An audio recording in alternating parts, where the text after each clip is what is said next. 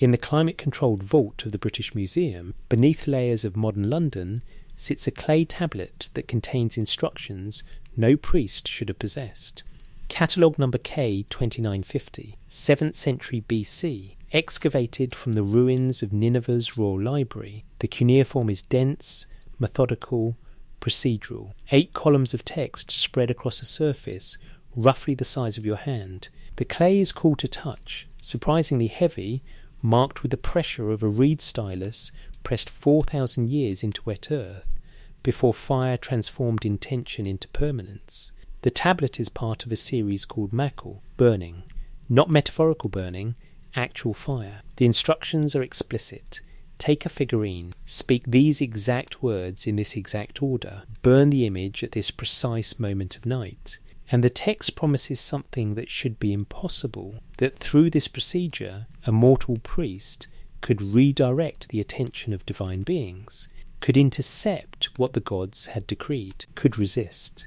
This is not a prayer, it is not a plea, it is a technical manual. And if you pause right now and comment where you're watching from, whether you're in Sao Paulo or Sydney, Jakarta or Detroit, listening as the sun rises or as the city sleeps, you're part of something the priests of Mesopotamia understood deeply. That knowledge, once written, once spoken, once remembered, does not belong to gods alone. It transfers, it moves, it persists in the hands of those who read the words and understand their weight. The British Museum does not advertise K2950. It sits in academic publications, referenced in footnotes, studied by specialists in Akkadian language and ancient Near Eastern religion. The mainstream interpretation is careful, measured, safe. These were rituals of psychological comfort, symbolic actions to make priests feel they had agency in a world controlled by capricious deities. Theatre for the frightened, performance for the powerless. But the tablet does not read like theatre. It reads like engineering. Consider what it actually says. Tablet the 8th of the Makal series contains a complete manual for an all-night ceremony. The text specifies the hour after sunset, before dawn. It lists materials with the precision of a recipe. It names divine forces by title and function. And then, in the methodical Akkadian that characterized Mesopotamian ritual literature, it explains how a human being, standing in a temple courtyard under desert stars, could perform actions that would cause those divine forces to alter their course.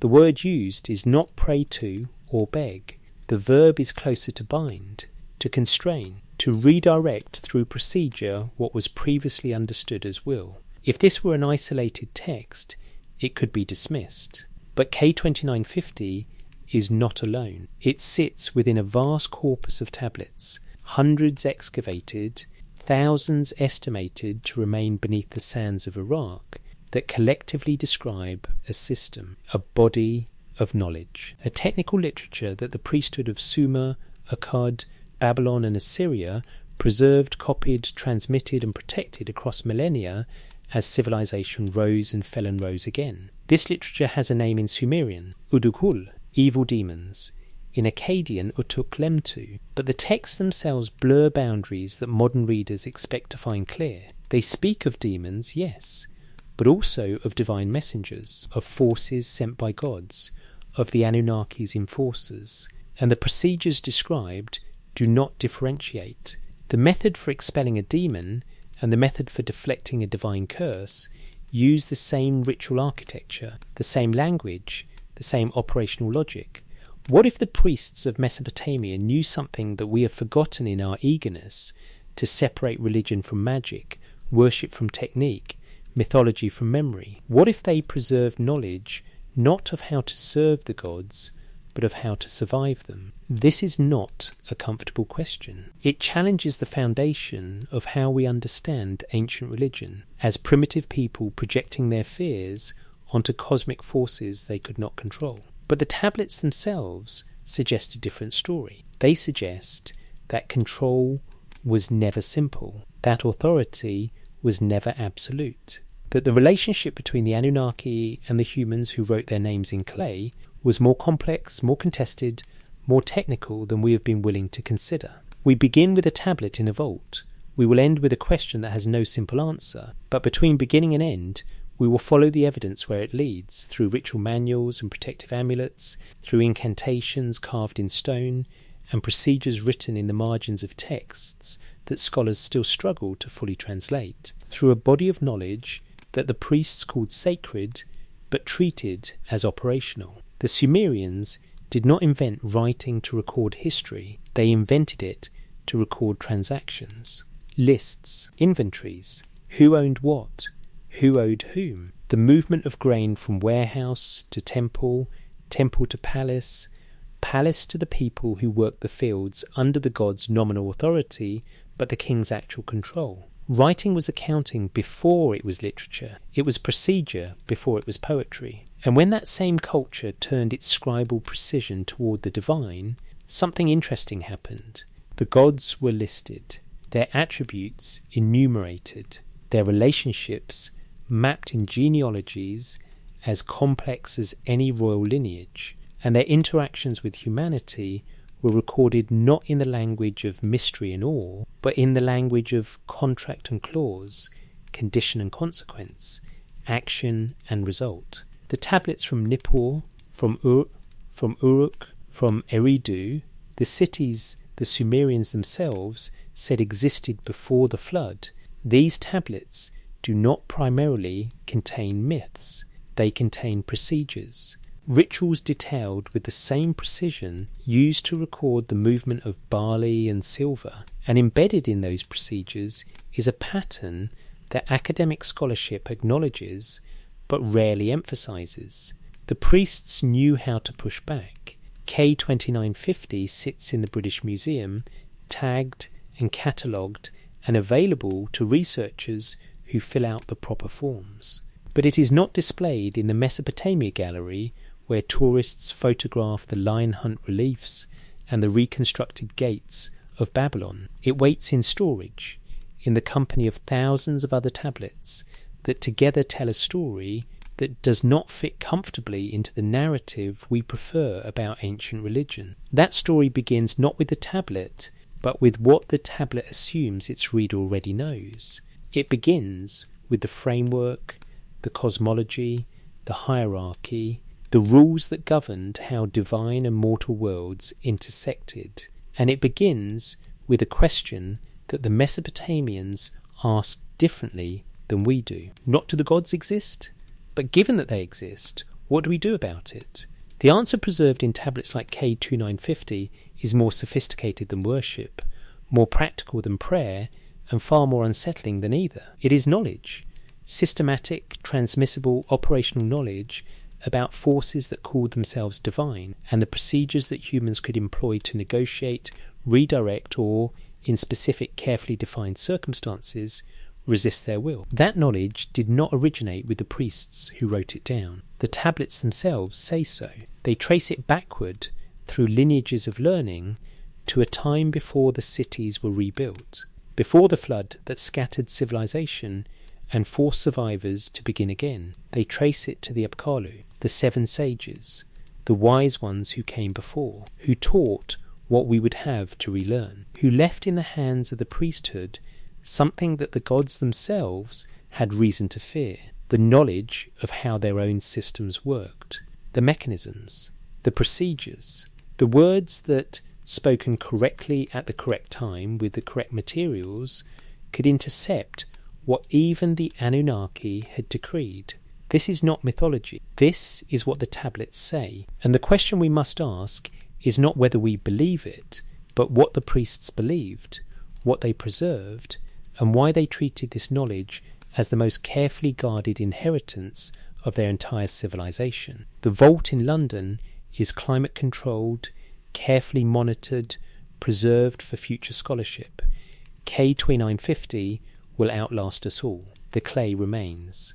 The words remain. And in those words, pressed into earth before kingdoms we remember rose and fell, is a record of something that challenges everything we assume about the relationship between divine power and human agency in the ancient world.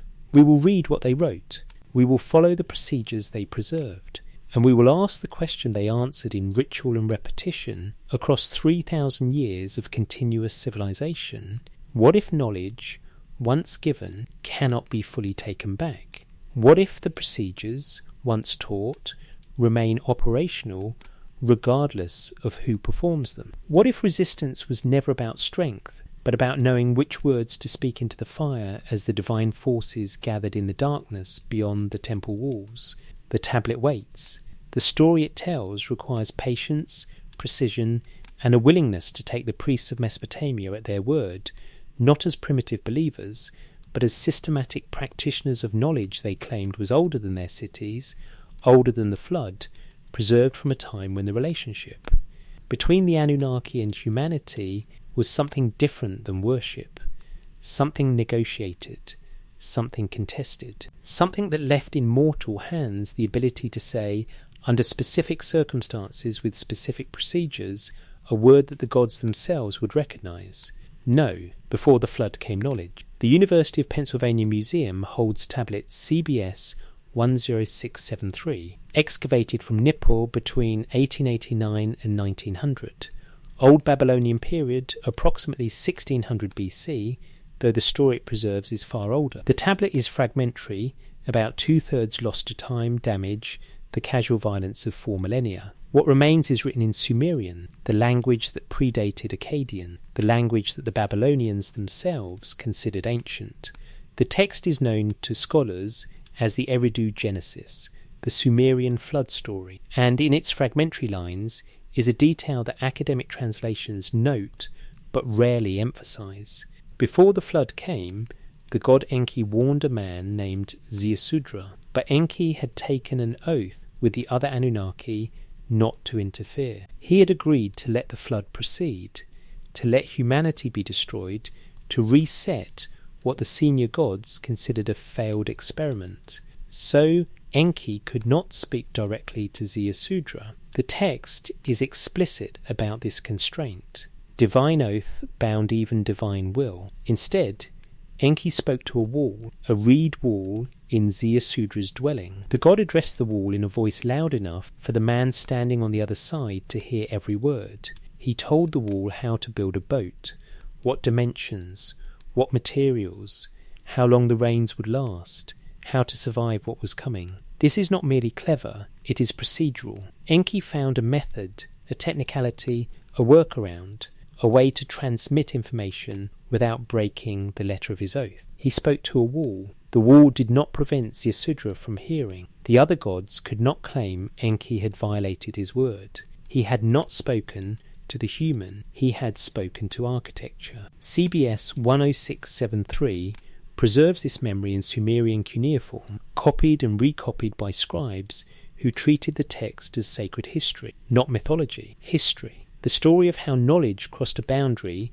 that divine decree had supposedly sealed, how information, once possessed by gods, moved into human hands through procedure, through technicality, through the careful exploitation of rule and oath and system. And this was not the first time. The tablet itself places this event in sequence.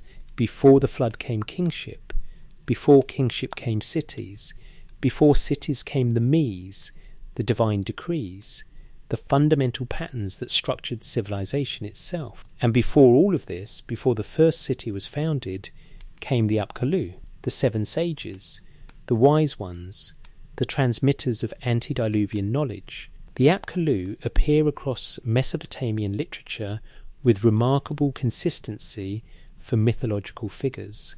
They are always seven. They always predate the flood. They are always associated with Enki, the god of wisdom, the god of the deep fresh waters under the earth, the god who controlled the Mes and taught what needed to be taught to ensure civilization could begin, and after the flood, begin again. Cuneiform texts from Uruk, from the Seleucid period nearly 2,000 years after the Sumerian Golden Age, still preserve lists of the Apkallu by name: Uana, Uanaduga, Enmeduga, Enmegalana, Enmebuluga, and Enlilda, Utuabzu, each associated with one of the antediluvian kings, each serving as counselor, as sage, as bearer of knowledge from the divine realm to the mortal. The text described them as fishmen, as creatures part human and part something else, as beings who could move between the depths where Enki dwelt and the surface where humans built their cities. In palace reliefs from Assyria, they appear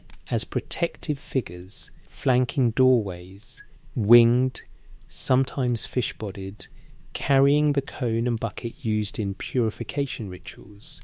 They are carved into stone as guardians, as bearers of sacred procedure, as the source of what the priesthood would later systematize into the ritual texts we excavate from ruins.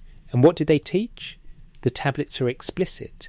They taught the Mies, the divine decrees, the fundamental patterns that allowed civilization to function. But more specifically, they taught what we would call applied knowledge, how to build temples according to proper proportion, how to perform rituals at correct times with correct materials, how to speak words that would accomplish effects in the world because the words aligned with underlying structure, underlying system, underlying cosmic procedure. This is not primitive superstition. This is something stranger. The Mesopotamians understood their civilization as proceeding from instruction, from knowledge transmitted downward by beings who possessed it before humanity existed in its current form. And they preserved this framework across millennia, through the collapse of kingdoms, through foreign conquest, through the replacement of Sumerian with Akkadian with Aramaic. The story remained, the Apkallu remained, the memory of instruction remained. Academic scholarship treats this as origin mythology. Every culture claims divine origin for its knowledge. The Greeks had Prometheus bringing fire and arts. The Egyptians had Thoth inscribing wisdom for humanity. The Mesopotamian version is merely their cultural variant. 7 sages from a god of wisdom teaching civilization to survivors of catastrophe. But there is a difference in emphasis. Prometheus is punished by Zeus for his gift. The knowledge is stolen, transgressive, the cause of divine rage. Thoth operates within Egyptian cosmic order, recording what Ma'at requires. But the Apkallu are commissioned. They are sent by Enki deliberately to ensure that humans possess what they need, not merely to survive, but to operate within divine systems with understanding of how those systems work. Consider what this implies about the relationship between divine and mortal in Mesopotamian thought. The gods did not want humans ignorant, or rather one faction of the gods, represented by Enki, god of wisdom and deep knowledge, ensured that humans would not remain ignorant even when other gods preferred it so. The flood narrative is explicit. Enlil, chief of the gods, wanted humanity destroyed because they had become too numerous, too noisy, too problematic. The other Anunnaki agreed. Divine consensus settled on extermination. But Enki disagreed, and Enki possessed the knowledge of how systems worked, including divine systems, including oaths, including the procedures that bound even gods who claimed ultimate authority. So he spoke to a wall. He transmitted knowledge through technicality. He ensured that the flood would not mean the permanent loss of what the Apkallu had taught. CBS 10673 is fragmentary, but what remains places this event as pivotal. After the flood, kingship descended from heaven again. Cities were rebuilt. But the knowledge did not have to be reinvented. It was preserved.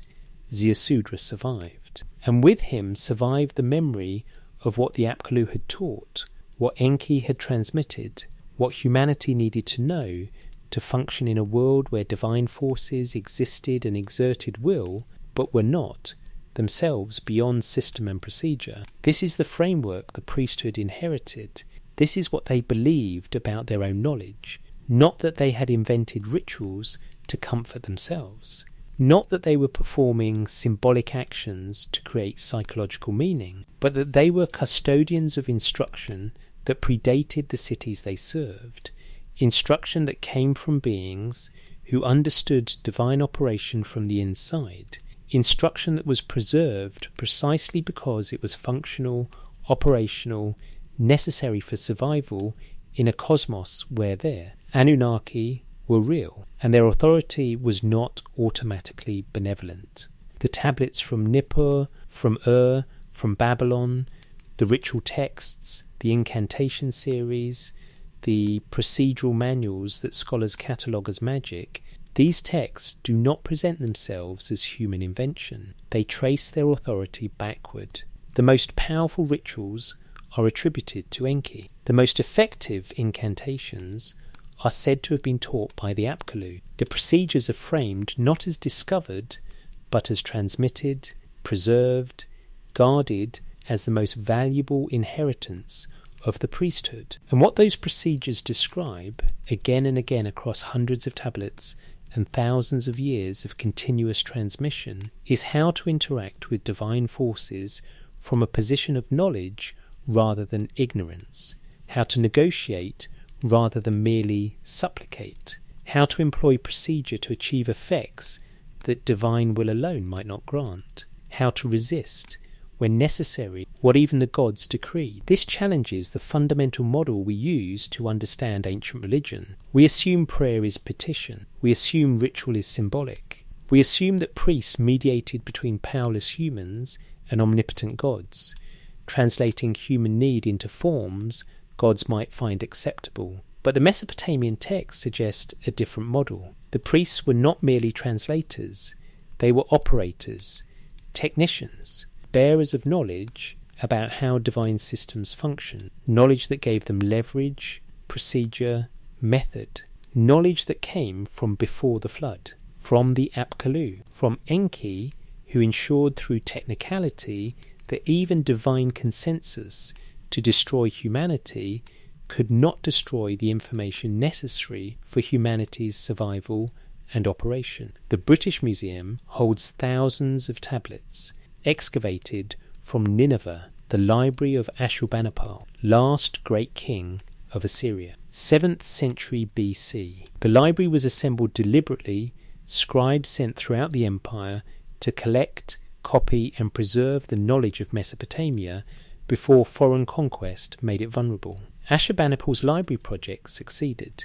When Nineveh fell in 612 BC, the clay tablets survived in the rubble. Excavated in the 1840s and 50s, shipped to London, they became the foundation for modern understanding of Mesopotamian civilization. Among those tablets are dozens of copies of the Apkallu traditions, lists of the seven sages, descriptions of their functions, references to their teaching. And these texts are not marginal curiosities. They are copied repeatedly, preserved carefully, transmitted as core knowledge that explained where the priesthood's authority and procedure originated. The tradition holds that after the flood, the Apkallu themselves did not return. Their era ended.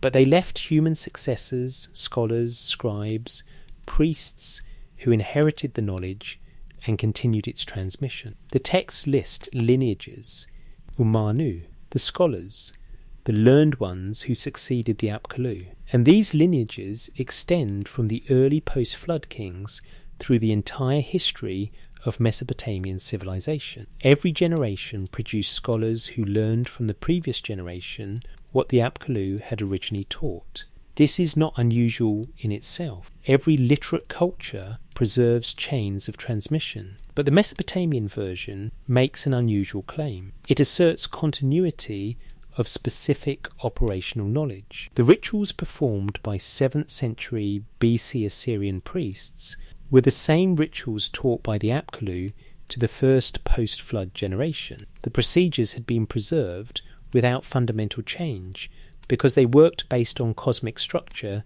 that had not changed. The words were the same words. The materials were the same materials. The effects were the same effects. Modern skepticism reacts predictably to such claims. Obviously, the rituals evolved. Obviously, later priests projected authenticity backward to authorize their own innovations. Obviously, the knowledge from before the flood is mythological framing for procedures that developed over time through normal cultural processes. But the tablets themselves show remarkable continuity. Rituals described in old Babylonian texts from 1800 BC appear in virtually identical form in Neo-Assyrian texts from 700 BC. Incantations in Sumerian, a dead language by the time of Babylon, continue to be copied, preserved, used in ritual contexts for millennia after anyone spoke Sumerian as a living tongue. The procedures maintain coherence across time, geography, and political upheaval with a consistency that suggests they were treated as fixed, authoritative, transmitted, rather than invented. And the texts themselves explain why. These procedures came from the Apkallu, from before the flood, from the time when divine and mortal interacted directly, when the knowledge was given rather than discovered.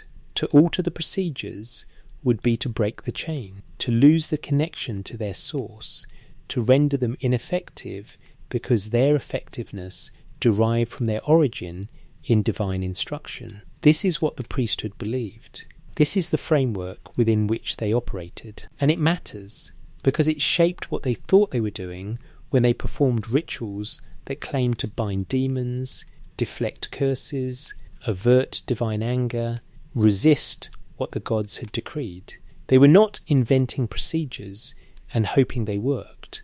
They were applying knowledge that had been tested, preserved, transmitted as functional. Knowledge that predated civilization itself. Knowledge that came from beings who understood divine operation because they served the god who possessed the Mes, the fundamental patterns that structured reality itself. CBS 1673 sits in Philadelphia, fragmentary but preserved. The Eridugenesis remains incomplete, the story of the flood broken by missing clay. But what remains is enough. Enki spoke to a wall. Ziusudra heard through the wall. Knowledge crossed a boundary that divine oath had supposedly sealed. The flood came and went. Humanity survived. And with humanity survived the memory that knowledge, once given, does not simply disappear, because those who gave it would prefer to take it back. The Apkallu taught. The knowledge was transmitted. The priesthood preserved what the sages had delivered. And in that preserved knowledge was procedure, specific, detailed, operational procedure for interacting with divine forces in ways that prayer alone could never accomplish. Ways that assumed understanding. Ways that required technique. Ways that, according to the tablets themselves, allowed mortal operators to stand in the presence of divine will and, when necessary, employ procedure to achieve results the gods had not intended to permit.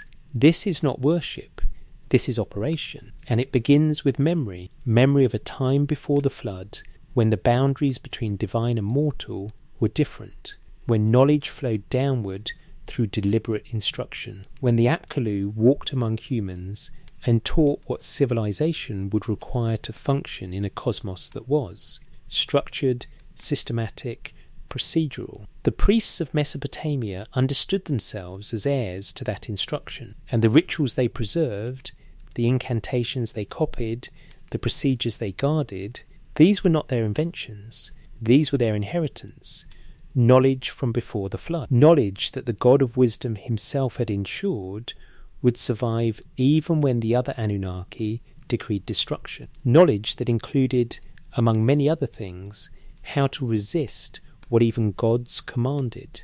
Because the knowledge came from one who understood that divine authority, like any system, has procedure. And procedure, properly understood and properly executed, can be employed by any operator who possesses the instruction. The tablet in Philadelphia is fragmentary, but fragments can be enough to establish that the Mesopotamian priesthood traced their operational knowledge backward, beyond history, beyond the flood, to a source that claimed authority not from human innovation, but from divine instruction deliberately transmitted.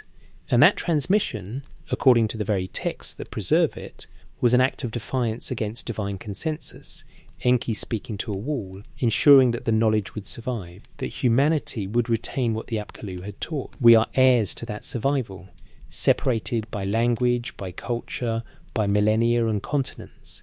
But the tablets remain, the words remain, and in those words is a record of how one civilization understood the relationship between knowledge and power, between divine authority and human operation, between what gods decree and what mortals, properly instructed, might accomplish despite divine decree. The Apkallu came before the flood. The flood did not erase what they taught. The priesthood preserved the knowledge, and that knowledge, according to tablets scattered across museums from Philadelphia to London to Baghdad, included procedures that allowed humans to operate within divine systems with understanding sufficient to negotiate, to deflect, to avert, and when the procedures aligned correctly, to resist. This is the foundation. Everything that follows builds from this memory of instruction from before, from the time when the 7 sages walked between the deep waters and the surface world,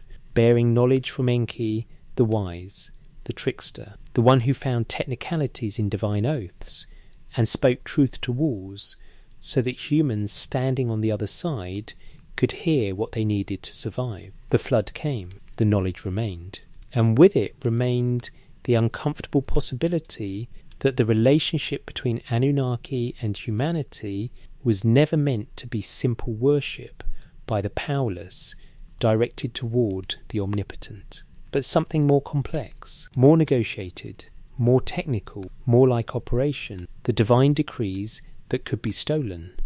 The concept appears across Mesopotamian texts with a consistency of fundamental cosmology, me, pronounced may, in Akkadian, Peru, usually translated as divine decrees or divine powers, though neither translation captures the full sense. The me were understood as both objects and principles, physical items that could be held, transferred, stolen, yet also cosmic patterns that structured reality itself. The contradiction does not seem to have troubled Mesopotamian thought.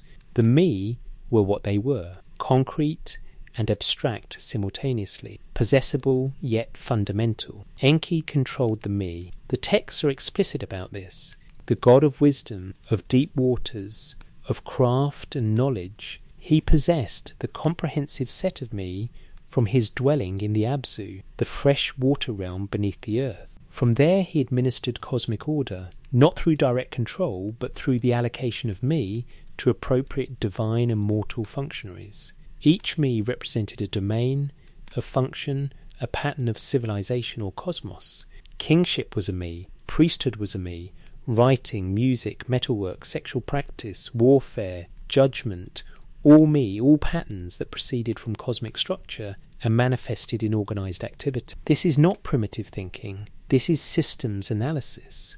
The Mesopotamians understood their civilization as running on protocols, on procedures, on structured patterns that had to be maintained according to proper form or the system would malfunction. And they understood these patterns as having origin outside human invention. The me existed before humans employed them. They were discovered, not created. Or more accurately, they were given, transmitted from divine realm to mortal through deliberate allocation by those who controlled cosmic structure, primarily by Enki. Which raises the question the texts themselves explore: if divine power is contained in possessible objects, what happens when those objects change hands? The story of Inanna and Enki addresses this directly. Multiple tablet fragments preserve versions, from Sumerian originals to later Akkadian translations.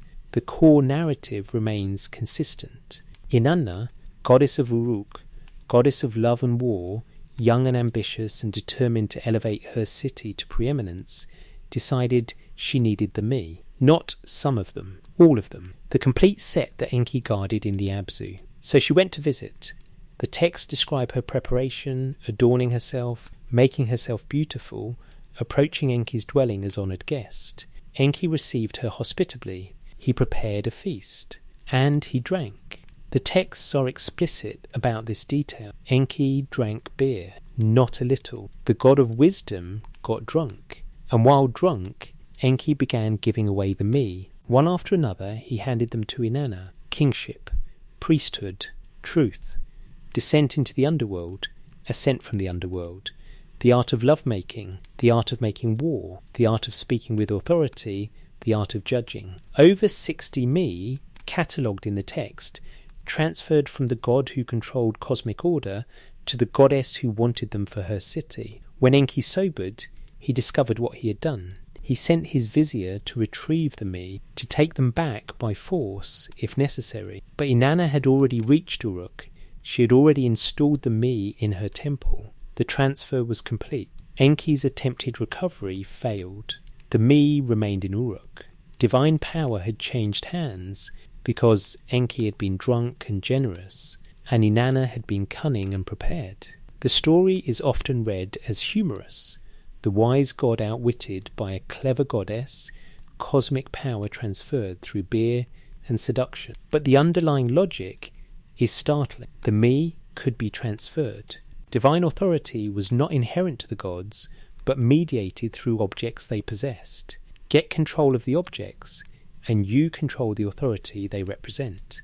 The gods were powerful because they possessed the me, not because power was intrinsic to their nature. This has profound implications for how Mesopotamians understood divine authority. It was not absolute in the sense of being inseparable from divine being. It was administrative, operational, based on possession of the proper instruments of cosmic procedure. And instruments, by their nature, can be transferred, stolen, lost, recovered. They are external to their wielder. They grant authority rather than embodying it. Which means, and this is the uncomfortable conclusion the texts themselves suggest, that divine authority was conditional on possession of the mechanisms that authorized it. The Tablet of Destinies makes this even more explicit. Different myths describe it, most famously in the Enuma Elish creation epic and the Anzu myth. The Tablet of Destinies was the supreme me, the object that granted its possessor authority to decree fate, to shape what would be. Originally it belonged to Anu, the sky god, senior most of the Anunnaki, but it did not stay with him. In the Enuma Elish, the tablet passes to Kingu. Tiamat, the primordial goddess preparing for war against the younger gods, gives the tablet to Kingu and makes him commander of her forces. The tablet grants him authority over the Anunnaki, authority to command destiny itself. The younger gods are terrified. They cannot defeat an enemy who possesses the Tablet of Destinies. Only Marduk, armed with winds and storms and cosmic authority, granted specifically for this purpose, manages to kill Kingu and seize the tablet. The Anzu myth describes an earlier incident. Anzu, a divine bird, a storm being, a creature of the gods themselves, steals the Tablet of Destinies from Enlil while the god is bathing. With the tablet in his possession, Anzu becomes unchallengeable. The gods cannot decree his fate because he controls the instrument of decreeing. Multiple gods attempt to recover the tablet and fail. Finally, Ninurta, god of war, succeeds through cunning and violence. He retrieves the tablet. Divine order is restored, but the vulnerability has been exposed. The supreme authority of the Anunnaki depended on maintaining control of a physical object. Lose the object, and authority itself was compromised. These are not minor myths. These are stories about the fundamental architecture of divine power in Mesopotamian cosmology, and what they reveal is striking. Divine authority was not self-sustaining. It required instruments, physical objects that contained or channeled or authorized the power to decree, to command, to shape reality according to will. And these objects could be lost, stolen, transferred, seized by force or by cunning. The Anunnaki were powerful because they possessed the instruments of power, but possession was not guaranteed. It had to be maintained, protected, guarded against theft or loss, because without the Tablet of Destinies, even Enlil could not decree fate. Without the me, even Enki's wisdom would be unable to structure civilization. The power was in the object, not in the god who held it. Now consider what this framework implies for the priesthood. If divine power operates through instruments, through objects that can be transferred, then the question becomes, which instruments did the gods retain exclusively, and which did they distribute? Which powers remained sealed in divine hands, and which were allocated downward to mortal functionaries who needed them to perform their roles in cosmic and civilizational structure. The texts suggest the distribution was extensive. Kingship was a me given to mortal kings to authorize their rule. Priesthood was a me given to mortal priests to authorize their ritual function. The arts of civilization, writing, metallurgy, agriculture, judgment, warfare, all transmitted from divine realm to mortal through deliberate allocation. The gods did not perform these functions directly. They authorized mortals to perform them by distributing the appropriate me, which means mortals, or at least certain mortals in specific roles, possessed instruments of divine power, not metaphorically, actually. The me they employed in their functions were the same me that resided in Enki's treasury in the Abzu. The kingship exercised by mortal rulers was the same kingship me that Inanna stole and installed in Uruk. The priesthood performed by temple functionaries operated through the same priest me that structured cosmic religious order. And if me could be stolen from Enki by Inanna, if the tablet of destinies could be seized from Enlil by Anzu, then what prevents mortal possessors of me from employing those instruments beyond their intended scope? What constrains the use of divine power once the instruments that channel it are in mortal hands? The answer appears to be procedure, knowledge, understanding of how the instruments work, what they authorize, what they require. The me were not arbitrary magic. They operated according to structure. To employ a me required understanding its nature, its proper domain, its correct invocation. This is why the priesthood spent years in training, why scribes copied ritual texts with obsessive precision, why procedures were preserved unchanged across generations. The me granted power, but wielding that power required knowledge of cosmic structure, ritual procedure, proper invocation, knowledge that, according to the tablets themselves, came from the Apkallu, from before the flood, from beings who understood divine operation because they served the God who controlled the fundamental patterns of reality, knowledge that was transmitted, preserved, guarded as the priesthood's most essential inheritance. And here, the framework becomes uncomfortable. If priests possessed me, instruments of divine power, and if they possessed knowledge of how those instruments operated based on cosmic structure, then what they were doing in ritual was not symbolic, it was operational. They were employing divine instruments according to divine procedure to achieve effects in the world, effects that derived their power from the same source as divine effects, from the me, from cosmic structure itself. The mainstream interpretation resists this conclusion. Obviously the priests believed their rituals were effective. Obviously they developed elaborate rationalizations for why they possessed authority, but from a modern perspective they were performing theatre. The me were conceptual frameworks, not physical objects. Divine power was mythological, not operational. The rituals accomplished psychological effects, not cosmic ones. But the texts do not describe psychological effects. They describe specific material results. A demon expelled from a house, a divine curse lifted from a family, an omen of disaster averted before it manifests. The effects are concrete, observable, testable within the Mesopotamian framework. And the procedures are described with the precision of technical manuals because within that framework they were technical manuals. Instructions for operating instruments of cosmic structure to achieve specific effects through proper procedure. Consider the implications if we take the text seriously on their own terms. The priests possessed me. They possessed knowledge of cosmic structure and ritual procedure. They could employ divine instruments to achieve effects that derived from the same authority structure that authorized divine action. They were not outside the system begging for intervention. They were inside the system, operating according to its rules, employing its mechanisms, which means they could, theoretically, employ those mechanisms against divine will. Not because they were more powerful than gods, they clearly were not, but because they understood the system, because the me they possessed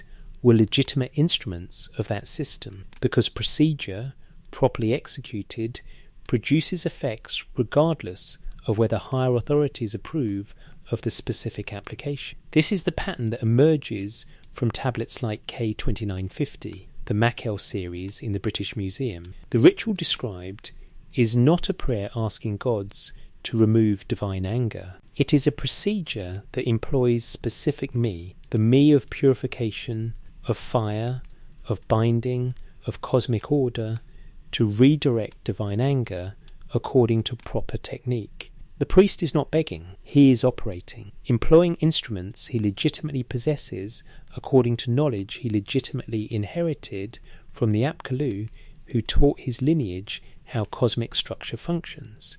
The text does not say, please, gods, remove this curse.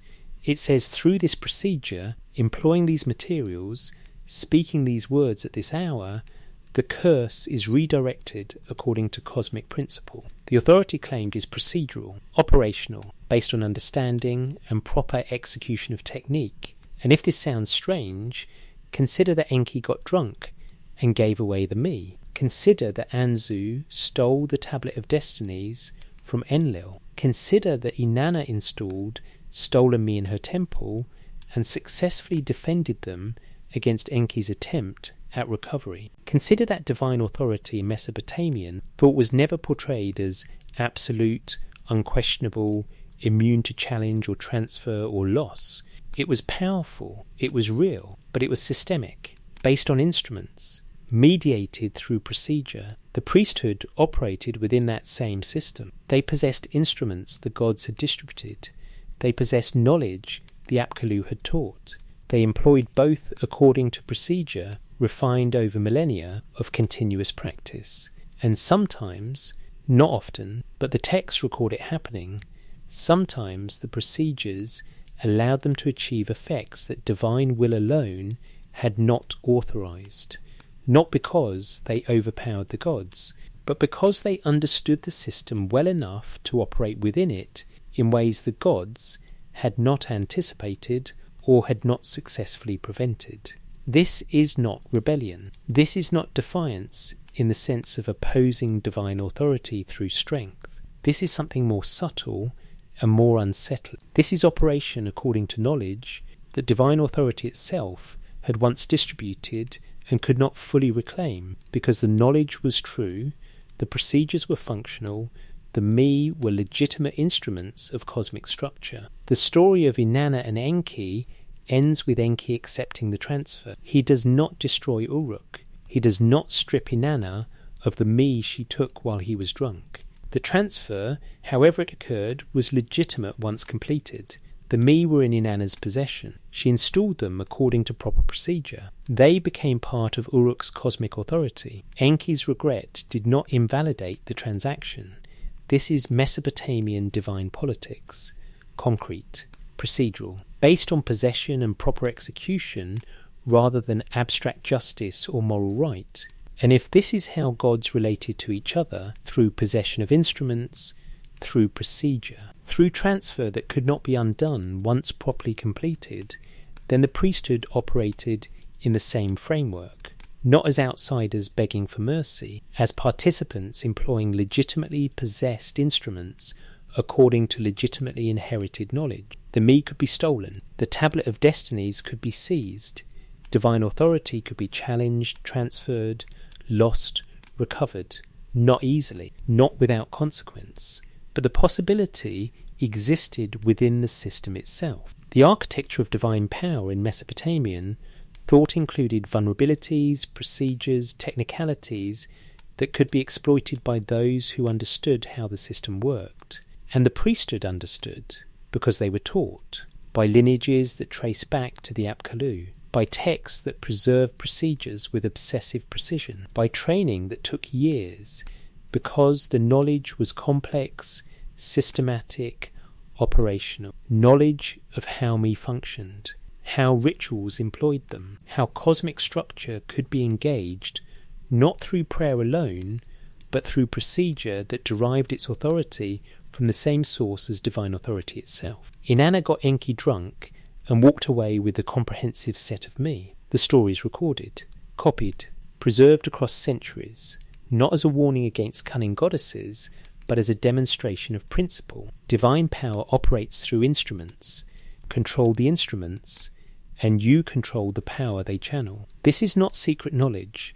This is foundational Mesopotamian cosmology, recorded in their myths, embedded in their rituals, preserved in tablets scattered across museums today. The question is not whether the priests believed this. The texts make clear they did. The question is what they did with this belief, how they employed the framework, what procedures they developed and preserved for operating within a divine system that they understood to be real, powerful, and based on instruments and knowledge rather than arbitrary will. The answer waits in tablets like K2950, in ritual series like Makal and Urpu and Beti Rimki, in procedures preserved with technical precision across millennia, procedures that do not read like prayers, that read like operation manuals, like technical literature for practitioners who possess instruments, who understand cosmic structure, who have inherited knowledge from before the flood about how to engage divine power, not as supplicants, but as operators.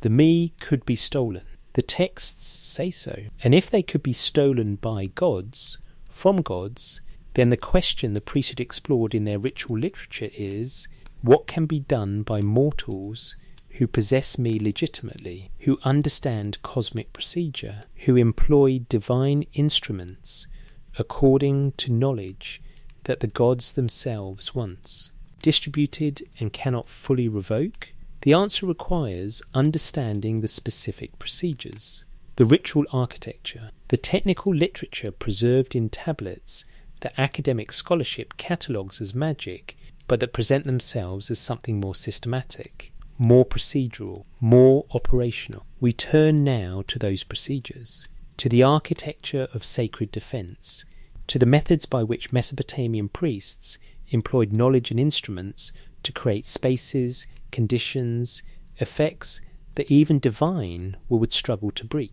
Not through power, through procedure, through understanding, through operation according to cosmic structure that predated even the gods who claimed to control it. The me were the key, and the key had been distributed, possessed, employed by mortals who understood, perhaps better than the gods preferred, exactly what possession of divine instruments made possible when wielded by hands trained in their use. The architecture of sacred defence. The series is known to scholars as Bit Rimki, House of the Ablution Bath. 7 tablets, possibly more. The series is reconstructed from fragments found across multiple excavation sites: Nineveh, Assur, Babylon. The rituals described are complex, expensive, requiring days of preparation and precise execution. They were not performed casually. These were procedures for consecrating space, for transforming ordinary architecture into defended territory, for creating environments where specific forces, demonic or divine, could not enter without confronting barriers woven from procedure itself. The tablets describe the construction of protective architecture in methodical detail. First, the space must be purified. Water from specific sources, river water, well water, water that has touched neither earth nor vessel made by human hands. The boundaries are marked, lines drawn with flour, with oil, with materials specified in the text. At each boundary point, an incantation. At each threshold, a procedure. The text does not explain why these materials or why these words. It assumes the practitioner knows, assumes the knowledge has been transmitted through proper training. Then come the figurines, small images fashioned from clay, from wood, from precious materials when the patron could afford them. Images of protective beings. Apkallu with their cone and bucket. Lamassu, the winged human-headed bulls. Ugolu, the lion-headed eagle. These were not decorations. The ritual texts described them as operators, beings whose function was defence, whose presence in proper position according to proper procedure would intercept intrusive forces before they could penetrate the protected space. The figurines were buried under thresholds, at corners, in walls. The tablets specified depth, orientation, accompanying materials. A figurine buried incorrectly would not function. The procedure required precision because the protection derived not from the image itself, but from the proper integration of the image into spatial structure according to cosmic principle. The figurine was an anchor point, a manifestation of protective force installed according to me of defence, me of boundary, me of consecrated space. And once installed, the text claims, these figurines created a defended perimeter. Demonic forces approaching the house would encounter them and be turned away. Divine anger directed at the inhabitants would strike the figurines first, exhaust itself against properly installed protection before reaching its intended target. The architecture itself became active defence because it had been constructed according to procedure that employed cosmic principles. Modern skepticism sees sympathetic magic, psychological comfort, theatre to make inhabitants feel safe in a dangerous world. But the tablets do not describe feelings of safety. They describe measurable effects. A household afflicted by disease employs the Betit Rimke procedure. The disease departs. A family under divine curse installs the figurines according to proper method. The curse manifests elsewhere or dissipates entirely. The effects are concrete within the Mesopotamian framework, and the procedures are described with engineering precision because within that framework they were engineering. Consider what the ritual assumes about cosmic structure. It assumes that space can be modified, that boundaries can be strengthened through proper procedure, that protective forces can be installed in specific locations and will function automatically once correctly positioned. It assumes, in other words, that cosmic defense operates according to systematic principles that skilled practitioners can employ to create effects that persist independent of divine will. The house, once consecrated through Betit Rimke, maintains its protection until the procedure degrades or is deliberately undone. The gods do not have to continually authorize it. The procedure itself sustains the effect. This is not prayer. Prayer requires ongoing relationship, ongoing divine attention. Prayer is petition that succeeds or fails based on divine decision. But the Betit Rimke procedure, once completed, establishes structure. The protective architecture functions because it has been constructed according to cosmic principle, employing appropriate me, installed by practitioners who possess the knowledge of how spatial defense works at the intersection of material and cosmic realms. The tablets preserved at Nineveh, now scattered between the British Museum and the Iraq Museum, include copies of Betit Rimke from the 7th century BC. But the language includes Sumerian passages, archaisms, technical terms that suggest the rituals are far older. The Neo-Assyrian scribes who copied them were preserving procedures developed centuries or millennia earlier, preserving them because they remained functional, because the cosmic principles they employed had not changed, because the need for spatial defense persisted across generations. And the texts make clear that such defense was necessary precisely because divine forces could be hostile. The procedure explicitly names divine anger among the forces that must be deflected. Not all divine attention was benevolent. Not all divine were aligned with human survival. The gods could decree destruction, could send plague, could direct their anger at individuals or families or cities for reasons that mortals might never understand. And when they did, the Betit Rimke procedure offered defence, not absolute defence. The texts never claim invulnerability, but procedural defence.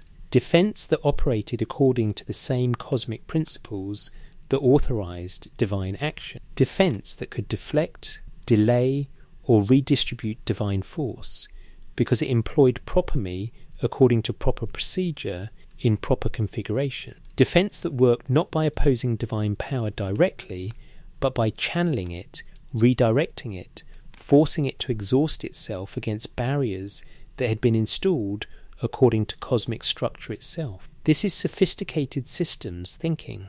The Mesopotamians understood their cosmos as lawful, not in the sense of moral law, but in the sense of structured operation. Cause produced effect through systematic relationship. Divine power operated through cosmic structure, not in violation of it, which meant that understanding cosmic structure allowed for the construction of defences that even divine power would have to respect, because the defences themselves employed the same principles that made divine power operational. The apotropaic figures, the Apkallu, the Lamassu, the protective beings, appear throughout Mesopotamian art. They flank palace gateways in Assyrian reliefs. They guard temple entrances carved in stone. They are buried under foundations of major buildings discovered by archaeologists excavating throughout Iraq and Syria. These are not mere symbols.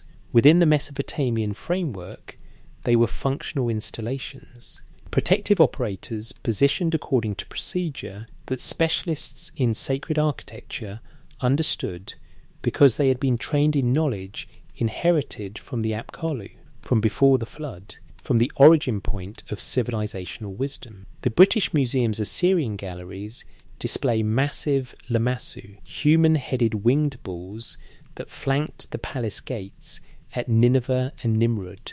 Tourists photographed them as art. Archaeological placards describe them as guardian figures, as symbols of protection, but the ritual texts describe them differently. They describe them as operators whose function was to intercept hostile forces, human armies, yes, but also demonic intrusion, divine malice, any force that approached with destructive intent. The lamassu were installed according to Bitrimke principles. They were not sculptures. They were procedural defence made manifest in stone. The logic extends beyond individual buildings. Cities employed the same principles at larger scale. City walls were not merely physical barriers. They were consecrated according to procedures that transformed them into cosmic boundaries. Rituals performed at foundation, at gates, at corners, at any point where the boundary might be vulnerable. The city itself became a defended space, protected not only by stone and soldiers, but by proper employment of cosmic principle through spatial structure. This is why siege warfare in Mesopotamian texts includes ritual components. An attacking army would bring its own priests, its own procedures for breaking the enemy's cosmic defences. Before battering rams struck walls, rituals were performed to undo the protective procedures that had been woven into those walls.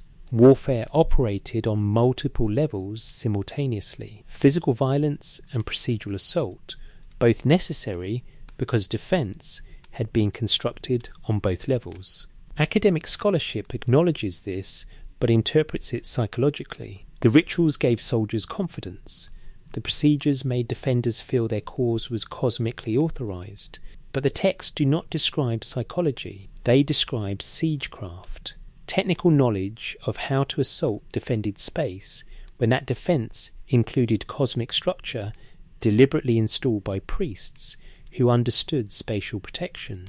And here the pattern becomes clear. The Mesopotamian priesthood did not only mediate between humans and gods, they did not only perform rituals to maintain divine favour, they also possessed technical knowledge of how to construct defences that would function even against divine assault, how to consecrate space so that intrusive forces, regardless of their origin, would encounter barriers, how to employ me of protection, me of boundary, me of spatial structure to create zones where the inhabitants gained advantage through proper procedure. This knowledge was specialised. Not every priest possessed it. The texts refer to the Ipu, the exorcist, the specialist in protective procedure, the practitioner trained specifically in rituals like Bitrimke that modified spatial structure according to cosmic principle. The Ipu underwent extensive training, years of study, memorization of procedures, practice under supervision of established practitioners. This was not folk magic casually learned. This was technical expertise in cosmic architecture, requiring understanding of how space, material and cosmic structure intersected, how proper procedure could modify that intersection to create measurable protective effects. And the Ipu's authority derived from lineage. Texts record their genealogies, chains of teaching extending backward through generations, ultimately traced to the Apkallu, to the original transmitters of this knowledge. An Ipu's power to perform Beat Rimki effectively came not from personal charisma or divine favour, but from proper training in procedures that worked because they were old, because they had been tested across millennia, because they employed cosmic principles that had not changed since the. Knowledge was first transmitted by beings who understood divine operation from the inside. The tablets describe failures. Not all procedures worked. Sometimes the protective architecture was breached. Disease entered despite consecration. Divine anger struck despite proper defence. The texts acknowledge this, but explain it through procedural error. A boundary line drawn incorrectly, a figurine mispositioned, an incantation spoken with imperfect pronunciation. The cosmic principles remained valid, but human execution introduced error. The solution was not to abandon the procedure, but to execute it more precisely, with better training, under supervision of more experienced practitioners. This is engineering logic. Systems fail when improperly implemented.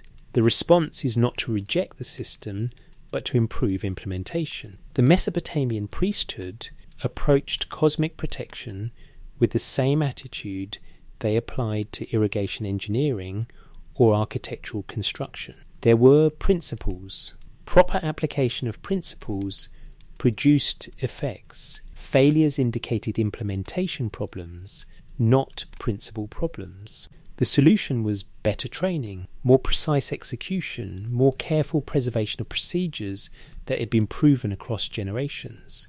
The Bidit Rimki tablets exist because the procedures were important enough to preserve in writing, important enough to copy across centuries, important enough to transmit from Sumerian through Akkadian, from Old Babylonian through Neo-Assyrian, from one kingdom to the next, despite political collapse and cultural change. The procedures themselves remained stable because they were understood to work, and they worked because they employed cosmic structure according to principles that predated any particular kingdom or cultural moment.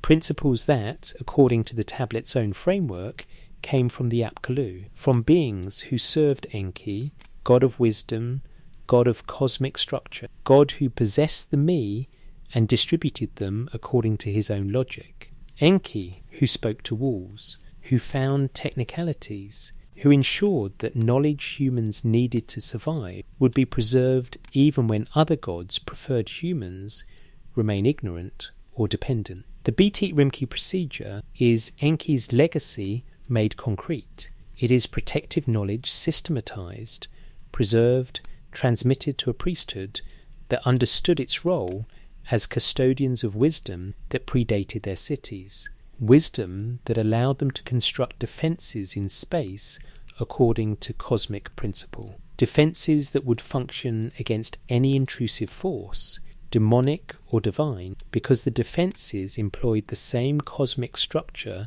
that made all force operational. A house consecrated through Bidit Rimki became more than residence. It became defended territory. Architecture transformed into active protection through procedure that modified how cosmic forces intersected with physical space. The inhabitants gained advantage not through divine favour, though they might seek that too, but through proper employment of knowledge that their specialists possessed and applied according to training received from lineages extending back to the origin of civilization itself. This is what sacred architecture meant in Mesopotamian practice. Not merely beautiful temples to honour gods, but functional modification of space to create zones where human operation was protected, where intrusion was resisted, where cosmic principles favouring defence had been deliberately installed by specialists who understood how installation worked because they had been taught by teachers whose authority traced through unbroken lineage to the source of the knowledge. The Apkallu taught spatial defence. The priesthood preserved it. The tablets record it. And in those records is a picture of religious practice that sits uncomfortably with modern assumptions. The Mesopotamian priests were not helpless before divine power. They possessed procedures for modifying space to resist intrusion. They employed those procedures as part of normal practice, not as exceptional crisis response. And they understood what they were doing not as symbolic theatre, but as cosmic engineering, the application of technical knowledge about how structure, material, and cosmic principle intersected to produce measurable protective effects. The figurines buried under thresholds in ruins across Iraq and Syria testify to the practice.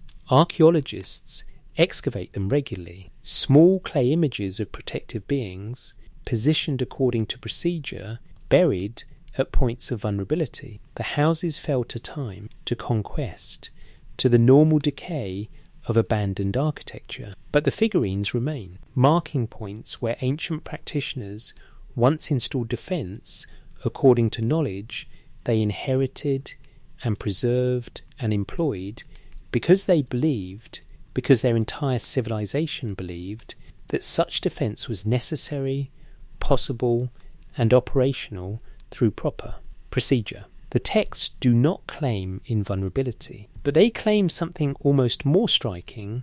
They claim that systematic knowledge, properly applied, allowed mortal practitioners to engage cosmic forces on terms that procedure determined rather than divine whim. That space could be modified, that boundaries could be strengthened, that protection could be installed and would function according to its proper nature once installation was complete. This is the architecture of sacred defence, not prayer alone, not sacrifice alone, but procedure, engineering, the systematic application of knowledge about cosmic structure to modify physical and cosmic space simultaneously, to create zones where intrusion was resisted, where inhabitants gained advantage, where even divine forces would have to expend effort to penetrate because the defences had been constructed according to the same principles that made divine force operational in the first place.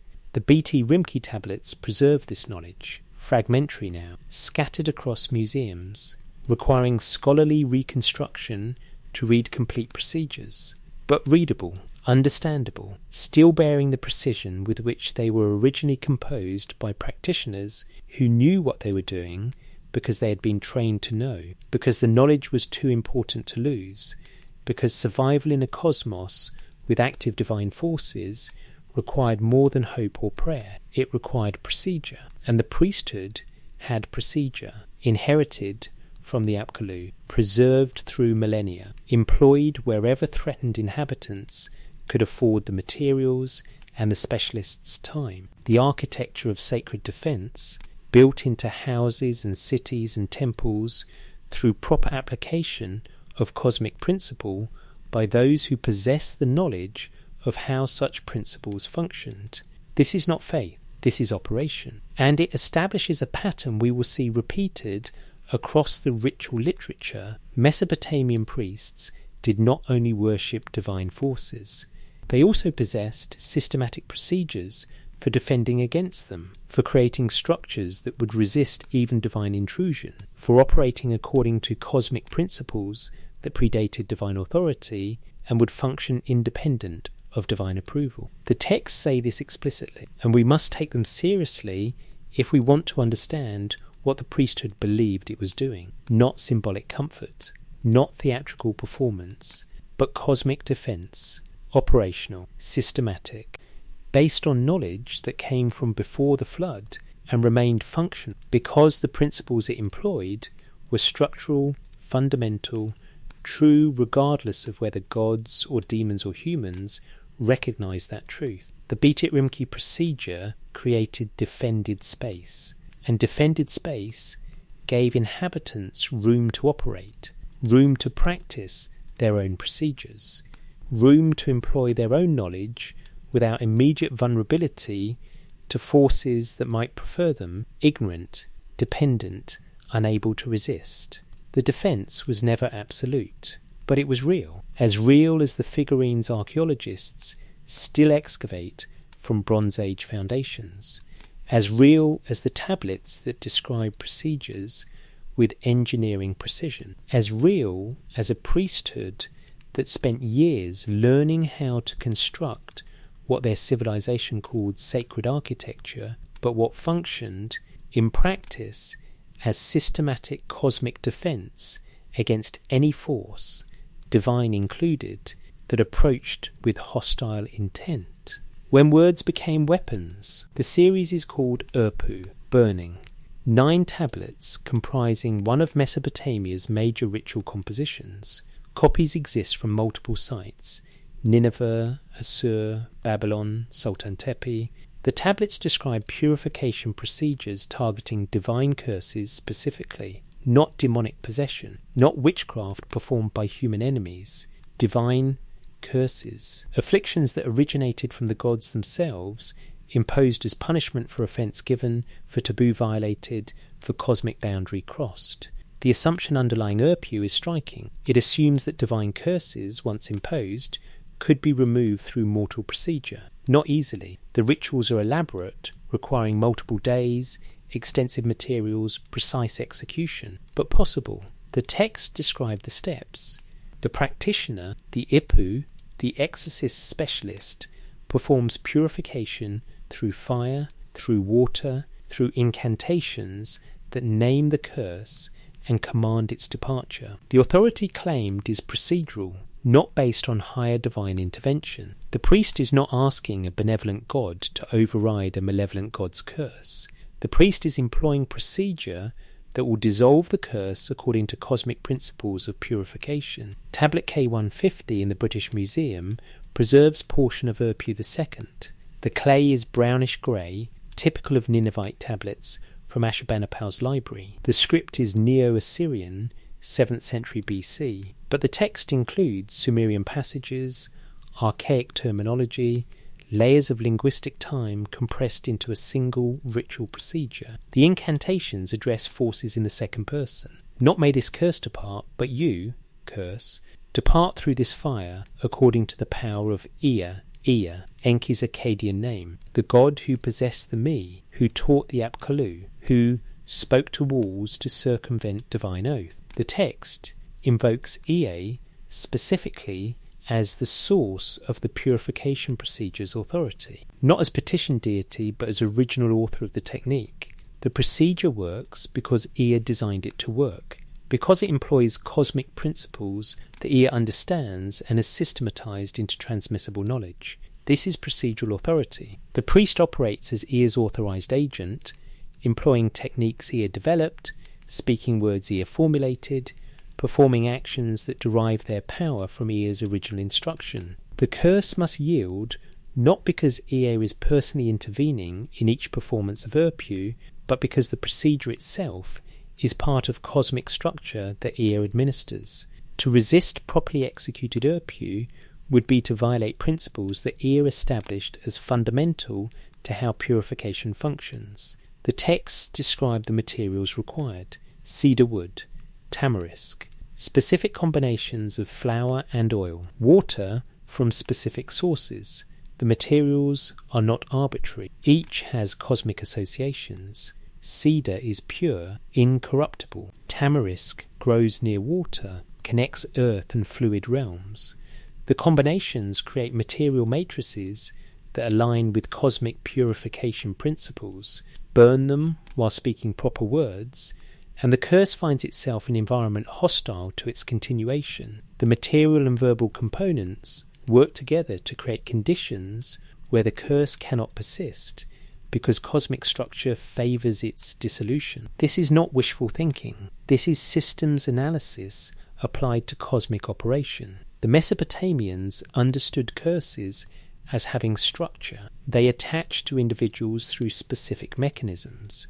They persisted through specific channels, interfere with those mechanisms and channels through proper procedure, and the curse loses structural integrity. It cannot maintain itself against procedural assault that employs cosmic purification principles correctly. Academic scholarship interprets Urpu psychologically. The elaborate ritual gave cursed individuals psychological relief. The fire and water and incantations created communal event that marked transition from cursed to purified state. The effects were social and psychological, not cosmic. The priests performed theatre, not procedure. But the tablets do not describe theatre, they describe technique. Urpu V and VI, which focus on the actual burning procedures, read like engineering specifications. Ignite the materials in this sequence. Speak these words at these moments. Pour water at these points. The timing matters. The sequence matters. The pronunciation matters. Because the procedure is operating on cosmic structure, and cosmic structure responds to precision, not to enthusiasm or faith or emotional intensity. Consider what this implies about how Mesopotamian priests understood divine curses. They understood them as structured phenomena, patterns imposed on cosmic fabric that would persist according to their nature unless properly disrupted. The gods could impose such patterns. They possessed the authority and the power, but once imposed, the curse operated according to principle, not according to continuing divine will. It was like setting a mechanism in motion. The mechanism would continue operating according to its design unless something interfered with its operation. Urpu was systematic interference, procedure designed to disrupt curse structure through proper application of counter principles. Purification against corruption, fire against attachment, water against pollution.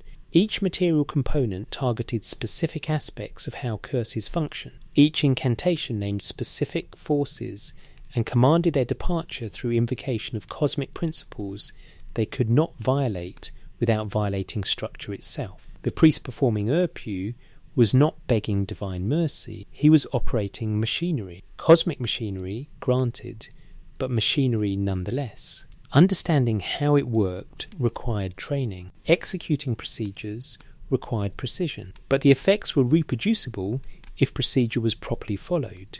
The curse would dissolve because cosmic structure favoured dissolution under proper conditions. Conditions the Ipu could create through material preparation and verbal formulae inherited from lineages extending back to Ear's original instruction. This challenges fundamental assumptions about prayer and ritual in ancient religion. We assume ancient peoples prayed because they felt powerless, because they could only beg for divine favour. But Urpu texts do not read like begging. They read like commands, imperatives directed at cosmic forces. You, curse, depart. You, pollution, be dissolved. You, divine anger, expend yourself in this fire and leave this person purified. The language is technical, the structure is procedural, and the authority claimed is neither personal charisma nor direct divine intervention, but proper execution of technique that derives its power from cosmic principles that pre-exist any particular instance of their application. Tablet K 2611 in the British Museum preserves fragments of Urpu procedures for lifting divine anger specifically. The text differentiates between anger from known causes, taboo violation, ritual error, offence to divine prerogative, and anger from unknown causes. The procedures differ. Known causes require confession, acknowledgement, specific address to the offended deity. Unknown causes require comprehensive purification that addresses all possible sources simultaneously, because the practitioner cannot target specific relationship if he does not know which god is angry or why. But in both cases, the procedure is designed to remove the anger, not to ask the god to remove it through proper technique, regardless of whether the god decides to relent. The fire burns, the water flows. The incantations invoke cosmic principles of purification. The divine anger, encountering environments structured to dissolve it, cannot maintain its integrity. It dissipates. The curse lifts. The the affliction ends. This is operational logic, and it appears throughout Urpu with remarkable consistency. The texts were composed over centuries by different scribes in different cities, but the underlying framework remains stable. Curses operate according to structure. Structure can be modified through procedure. Properly trained practitioners can execute procedures that will produce measurable effects, including the dissolution of divine curses.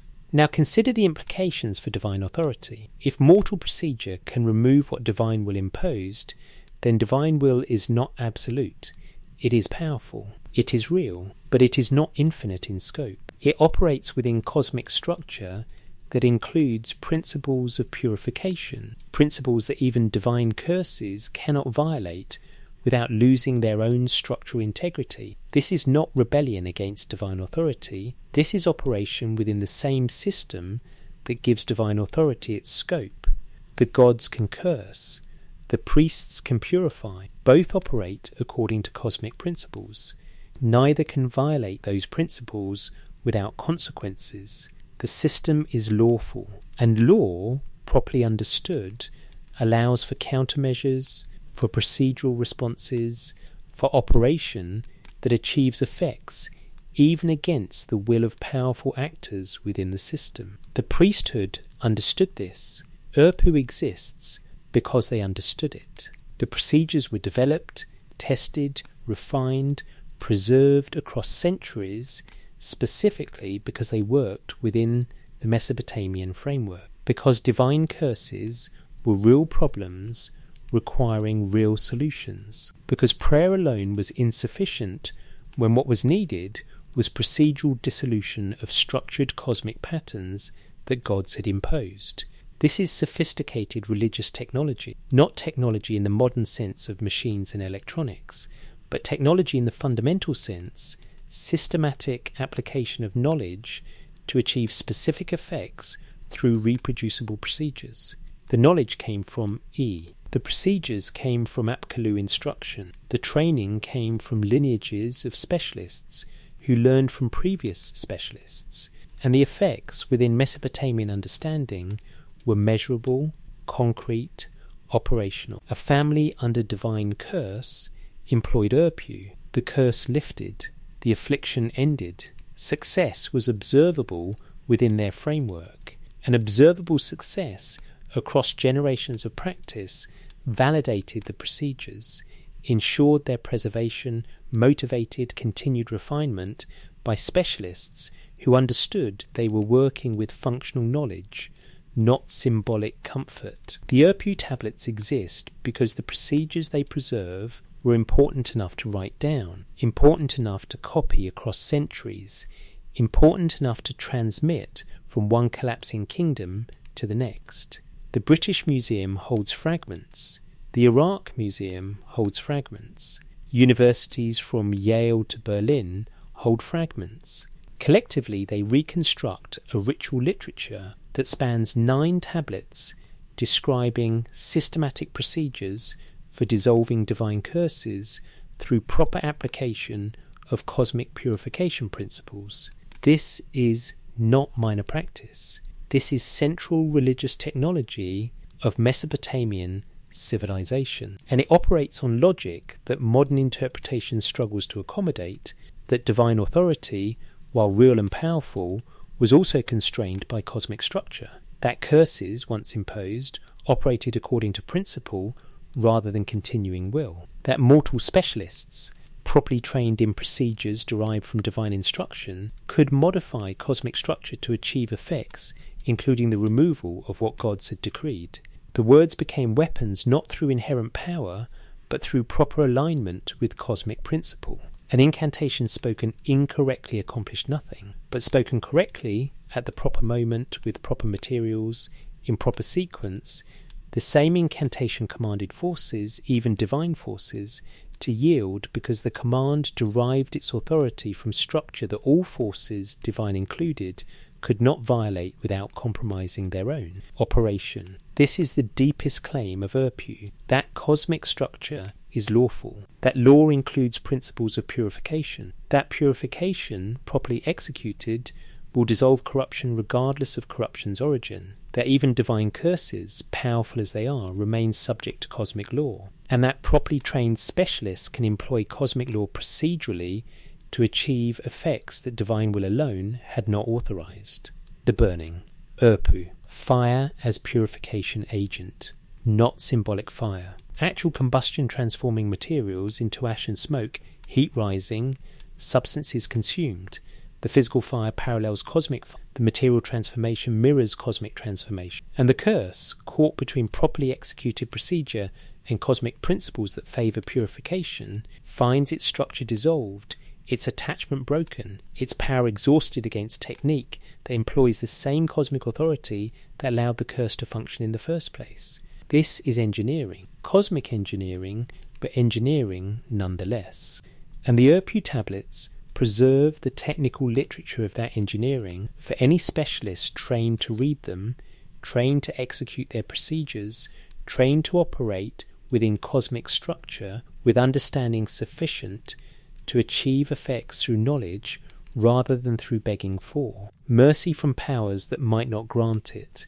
The words became weapons, not through magic, through procedure, through systematic application of cosmic principles that predated divine authority and constrained its operation, through knowledge inherited from Ea, who possessed the me, and taught the Apkallu, who transmitted to the priesthood, who preserved in tablets now scattered across museums around the world. Tablets that still bear, in cuneiform impressed into clay, the technical literature of how to dissolve what gods imposed, how to purify what divine anger corrupted, how to operate within cosmic structure with precision sufficient to achieve effects that prayer alone could never accomplish. Urpu remains. The procedures remain, and in their preservation is testament to a religious culture that understood authority, even divine authority, as operating within systems that skilled practitioners could navigate, could employ, could turn to purposes that those in authority had not necessarily intended to permit.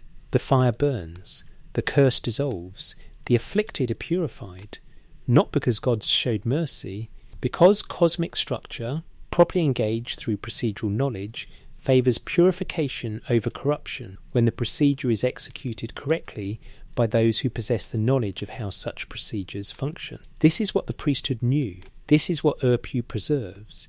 This is what we must understand if we are to take Mesopotamian religious practice seriously on its own terms, rather than reducing it to primitive superstition or symbolic theatre. They were operating, they possessed knowledge, and that knowledge, according to tablets now catalogued in museum vaults, included systematic procedures for undoing what even gods had done, for dissolving curses through fire, for transforming words into weapons through proper alignment with cosmic principles that no authority, however divine, could violate without compromising the very structure that made authority operational. The tablets remain, the knowledge remains, and with it remains the uncomfortable question: what else did they know? What other procedures did they preserve? What other operations did their religious technology enable when divine forces became hostile and prayer was insufficient, and what was needed was systematic procedural resistance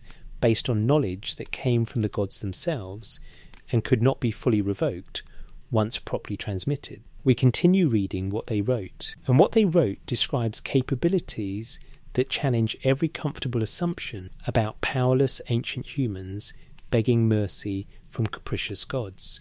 The relationship was more complex, more technical, more operational, and the evidence sits in fragments in museum vaults, waiting for readers willing to take the priests at their word when they said they possessed procedures for dissolving divine curses, for burning away what gods imposed, for operating within cosmic structure with precision that made divine rule negotiable rather than absolute. Urpu, burning, the procedure and the name, both preserved, both functional within their framework, both testament to knowledge that the Mesopotamian priesthood guarded as their most essential inheritance, knowledge of how to purify, how to resist, how to operate within divine systems with understanding sufficient to achieve effects through procedure rather than through submission. This is what words became, weapons against what even gods decreed, and the tablets preserve the arsenal. The Namburbi paradox. The logic appears across hundreds of tablets excavated from Mesopotamian sites: Nineveh, Assur, Kalhu, Babylon. The tablets record a ritual category that scholars call Namburbi, prophylactic procedures designed to avert evil portended by omens before that evil manifests in physical reality. The name itself derives from Sumerian Namburbi, its loosening or its release. The release of fate, the undoing of what has been observed but not yet occurred. Consider what this assumes. The Mesopotamians practiced divination extensively. They read omens in liver patterns of sacrificed animals, in oil dropped on water, in the flights of birds, in the positions of stars, in dreams, in accidents and coincidences, and any observable phenomenon that might carry cosmic significance. Entire libraries of omen texts catalogued correlations. If the liver shows this configuration, then the king will face revolt. If the oil spreads in this pattern, then disease will strike the household. If Mars appears in this constellation, then the harvest will fail. These were not superstitions casually believed. They were systematic knowledge compiled over centuries of observation, copied into reference works called if-then texts because of their structure. If this sign appears, then this consequence follows. The pattern held. The correlations had been tested. The omens were reliable within the Mesopotamian framework, which created a problem. If divination reveals coming disaster, and if divine will determines what divination reveals, then the disaster is fated, decreed, inevitable. The gods have decided. The omen merely makes visible what has already been determined in divine counsel. Human response should be acceptance, preparation, submission to what cannot be changed. But the Namburbi texts operate on different logic entirely. They assume that omens reveal probable futures, not fixed fates. They assume that proper procedure, executed between observation of the omen and manifestation of its consequence, can intercept the causal chain, can redirect what was observed, can transform probable disaster into averted disaster through procedural intervention that employs cosmic principles to modify what divination had revealed as coming. This is the paradox. If omens reveal divine will, then resisting omens means resisting divine will. But the Namburbi procedures were not fringe practice.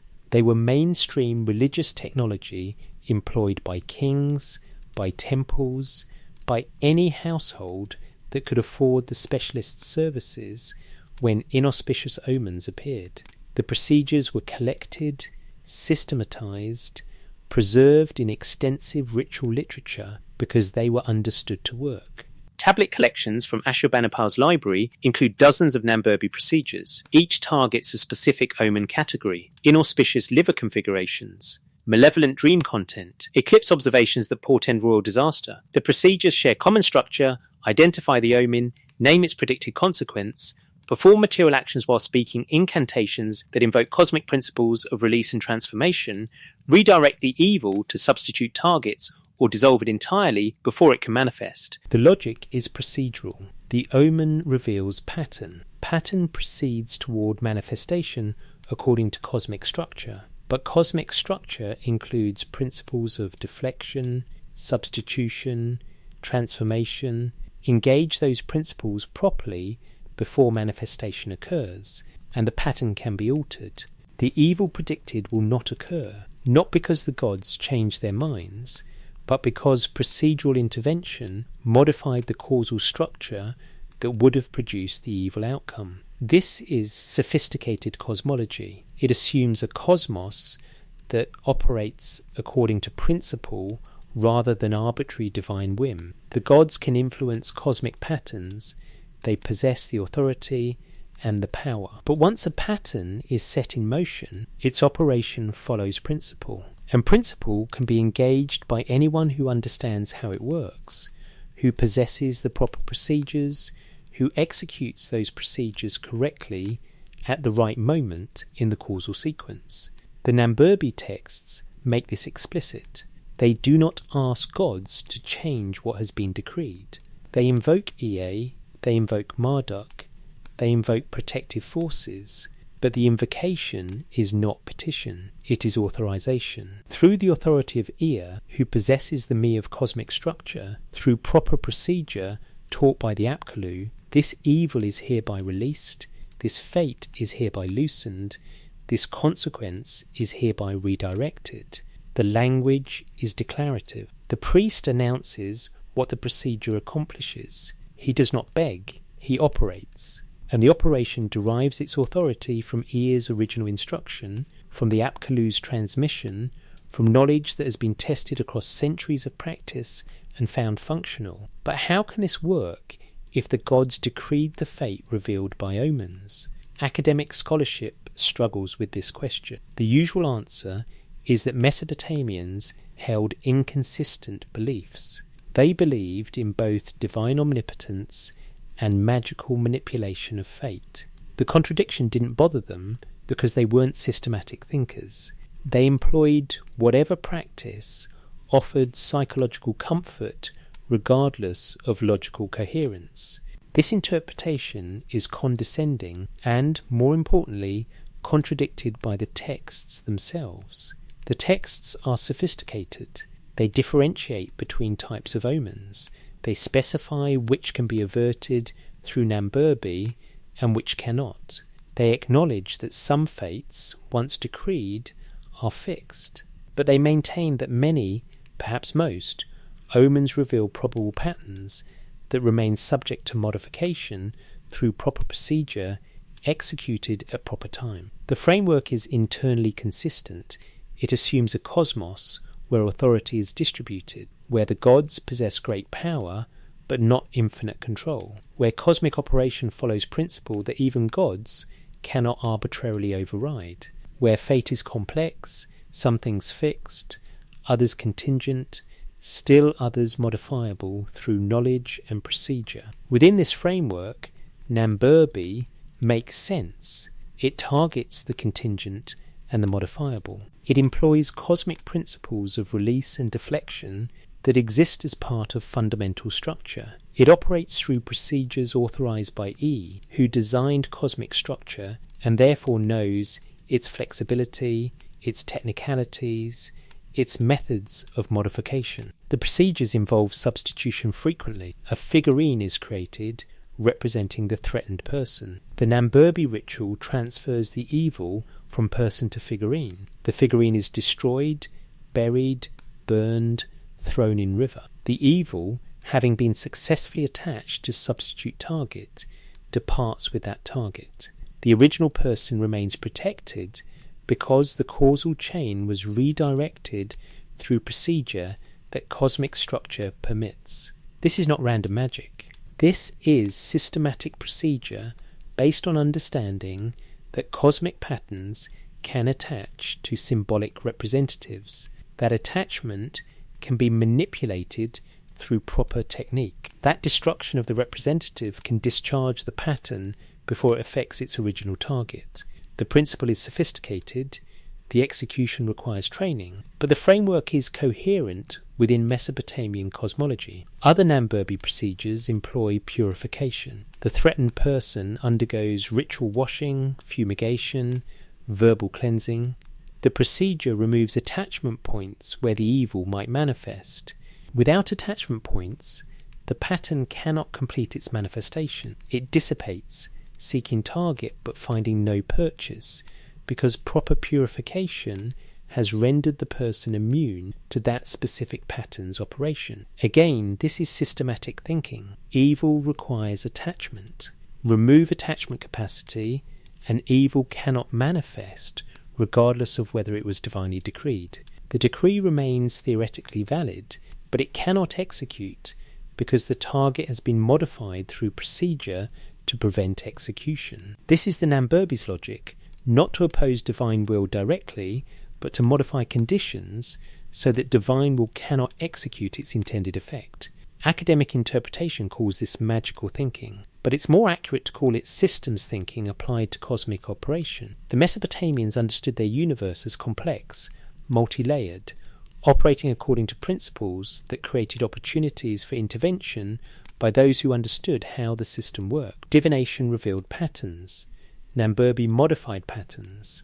Both were legitimate operations within cosmic structure. Neither contradicted the other, because both operated according to principle rather than arbitrary power. The evidence for Namburbi's perceived effectiveness is the extent of its preservation. If the procedures routinely failed, they would have been abandoned. But Namburbi texts proliferate across centuries. They appear in multiple copies. They show refinement over time, procedures being adjusted, improved, specified with greater precision. This is the pattern of functional technology being developed through iterative practice, not the pattern of wishful thinking being preserved despite obvious failure. The tablets record cases. A king observes inauspicious eclipse. Court diviners predict disaster. Namburbi ritual is performed. The predicted disaster does not occur. The pattern is recorded as validation of procedure. Perhaps the disaster would not have occurred anyway. Academic skepticism raises this possibility. But within the Mesopotamian framework, the causal relationship was clear. Omen predicted evil. Procedure was executed. Evil did not manifest. Therefore, procedure was effective. Thousands of such cases across centuries of practice created confidence in Namburbi's functionality. The procedures became standard response to inauspicious divination. Not because Mesopotamians were credulous, but because the procedures worked within their understanding of cosmic operation. They produced measurable results. They prevented disasters that divination had predicted. The causal mechanism, procedural modification of cosmic patterns, was coherent within their cosmology and validated through repeated application. This challenges modern assumptions about fate and free will, about divine determination and human agency. We tend to think in binary terms: either fate is fixed or it's not, either gods control everything or they don't, either humans are powerless or they're autonomous. The Mesopotamian framework is more nuanced. Fate is complex. Some things are fixed, some are contingent. Divine power is real, but operates within structure. Human agency is limited, but can be amplified through knowledge and procedure. Namburbi exists in the space between divine authority and cosmic structure. It assumes that even when gods decree outcomes, if those outcomes depend on patterns that follow principle, then principle can be engaged to modify patterns before they complete. The gods decreed, yes, but decree operates through cosmic structure, and structure permits intervention by those who understand how it works. This is not rebellion. This is not defiance of divine authority. This is operation within the system according to rules the system itself permits. Namburbi practitioners were not opposing the gods. They were employing knowledge that ultimately derived from gods, from Ea specifically, from the Apkallu he sent. They were using divine instruction to modify what divine counsel had decreed, not through superior power, but through superior understanding of how cosmic structure actually functions. The paradox dissolves when understood this way. Namburbi does not contradict divine authority. It operates within cosmic structure that divine authority itself must respect. The gods can decree. But decree must manifest through principle, and principle permits deflection, substitution, transformation, when proper procedures are executed at proper times by properly trained practitioners. The tablets preserve this knowledge not as contradiction, but as complementary operation. Divination reveals. Namburbi modifies. Both are necessary. Both are legitimate. Both operate according to cosmic principles that the gods designed, but cannot arbitrarily override without compromising the very structure that makes their authority functional. This is sophisticated religious technology, and its preservation across millennia suggests it was not wishful thinking, but functional practice within a cosmology that we have difficulty understanding because we lack the framework that made it coherent. The Mesopotamians did not believe in both divine omnipotence and magical manipulation. They believed in structured cosmos, where authority operated according to principle, where knowledge allowed for intervention, where fate was complex enough to include both fixed elements and modifiable patterns. The Namburbi texts exist because they were needed, because inauspicious omens appeared regularly, because disaster was always possible, because divine will was not always benevolent, and because the priesthood possessed procedures inherited from divine instruction via the Apkallu that could modify what divination revealed before that revelation became physical reality. Release, loosening, Namburbi. The word itself encodes the function, not destruction of fate, not opposition to divine will, but release of pattern, loosening of attachment, deflection of evil before manifestation completes. Technical terminology for technical procedure executed by specialists who understood cosmic structure well enough to operate within it effectively. The paradox was never real. It only appears paradoxical when we impose our binary categories onto their nuanced cosmology. Within their framework, Namburbi makes perfect sense. Within their framework, it was necessary protective technology that complemented divination rather than contradicting it. Within their framework, it worked.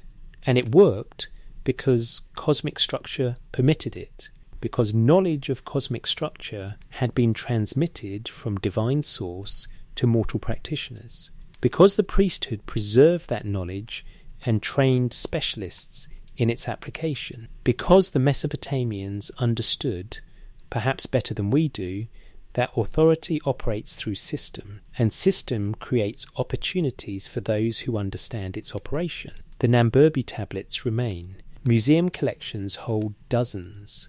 More are excavated regularly from sites across Iraq. The procedures they preserve are complex, detailed, systematic. The language is technical.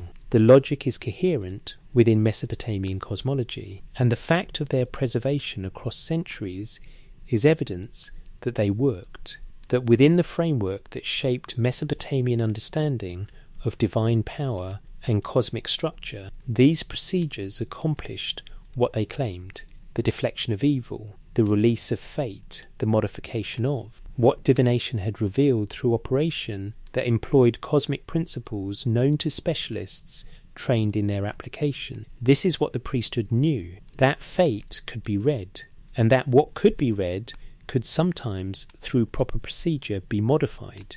Not always, not easily, but possible, because cosmic structure allowed it, because divine instruction had transmitted the knowledge, because the Apkallu taught, and the priesthood remembered, and the procedures remained functional across millennia of continuous practice. The paradox dissolves.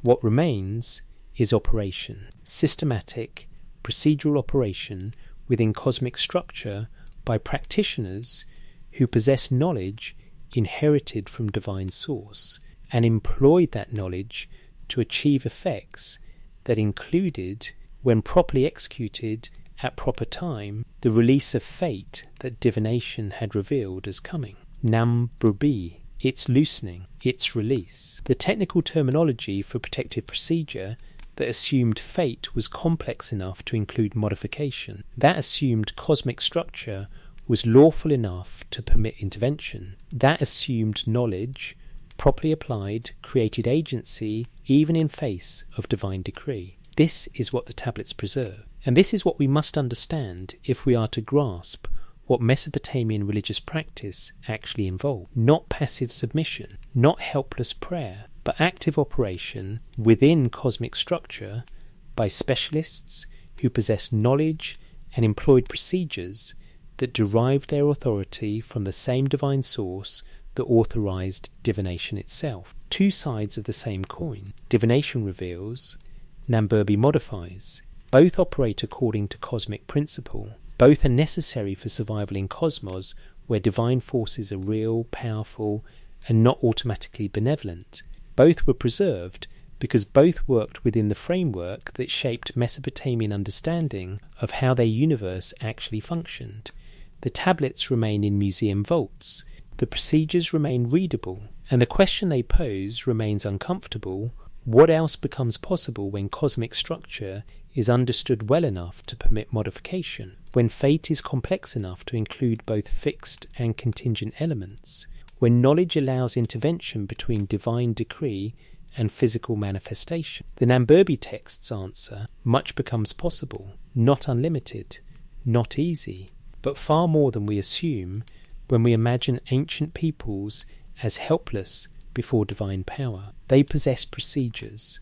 They employed knowledge. They operated within cosmic structure with skill sufficient to modify probable futures before those futures became present reality. This is their inheritance, preserved in clay, written in cuneiform, transmitted across centuries because it was too valuable to lose. Knowledge of how to read fate, and when necessary, how to release it before it could manifest as disaster. The paradox was never real. The operation was always systematic, and the tablets that preserve it remain testament to religious culture that understood agency as procedural, authority as structured, and knowledge as sufficient to create intervention, even when gods had decreed outcomes that humans preferred to avoid.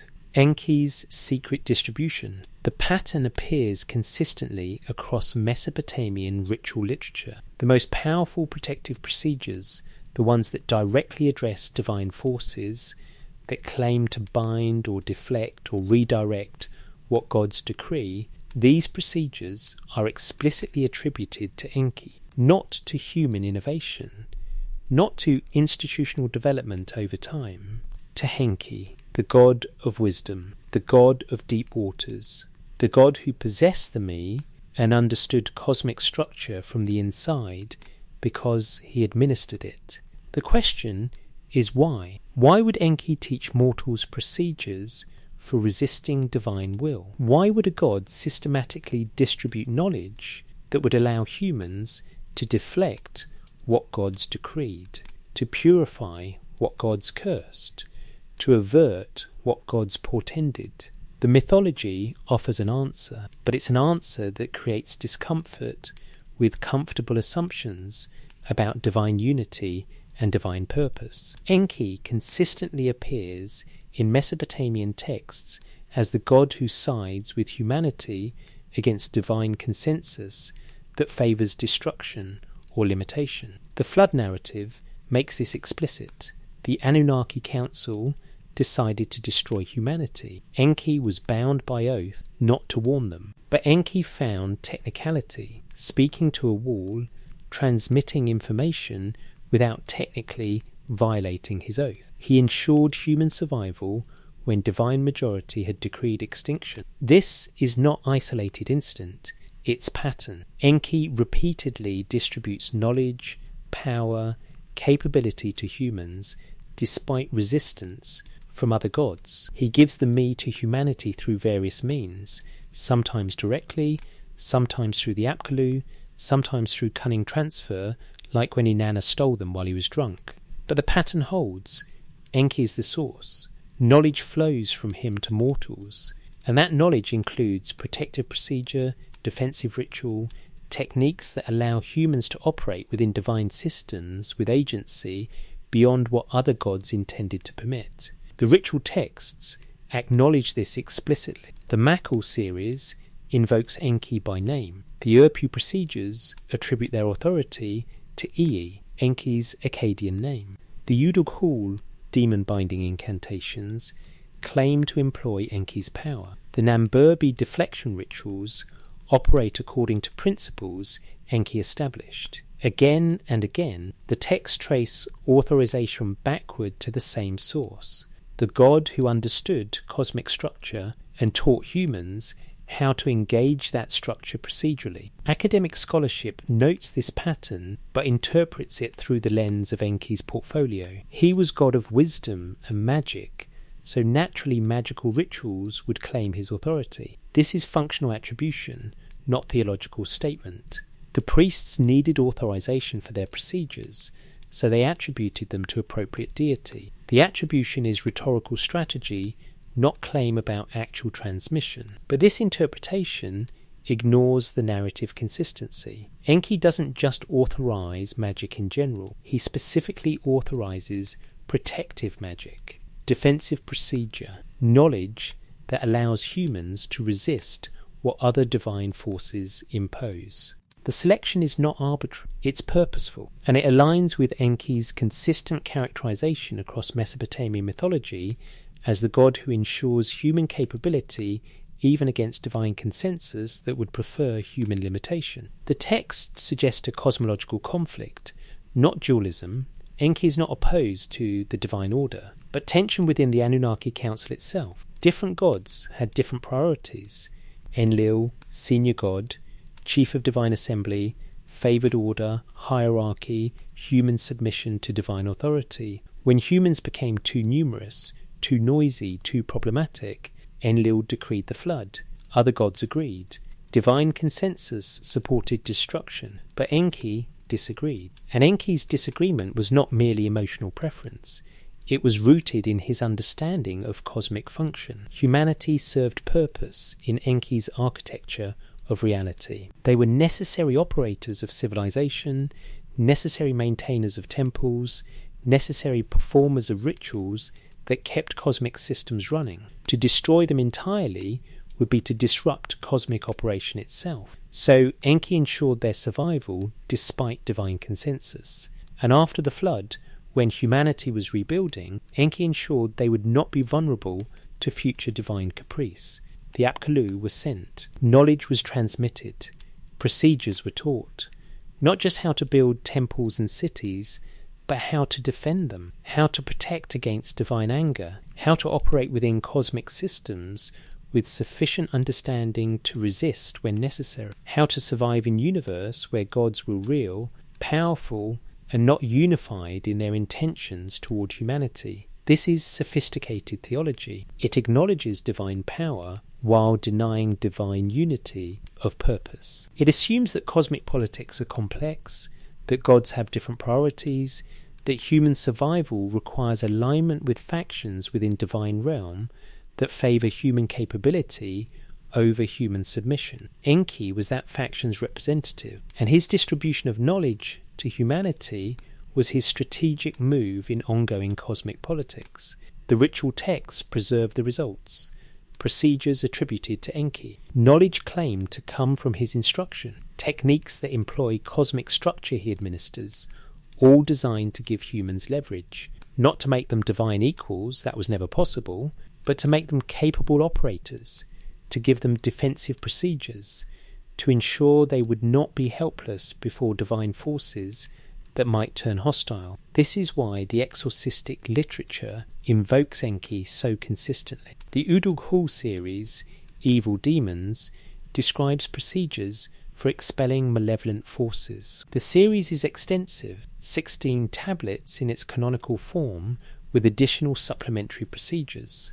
The forces described as evil demons include obvious demonic beings like Lilitu and Rabisu, but the texts also include forces that blur into divine categories, messengers of gods, executors of divine will, beings sent by the Anunnaki to punish, to afflict, to enforce divine decree, and the Udug-Hul procedures treat them all the same. The method for expelling a demon and the method for expelling a divine messenger employ identical ritual logic.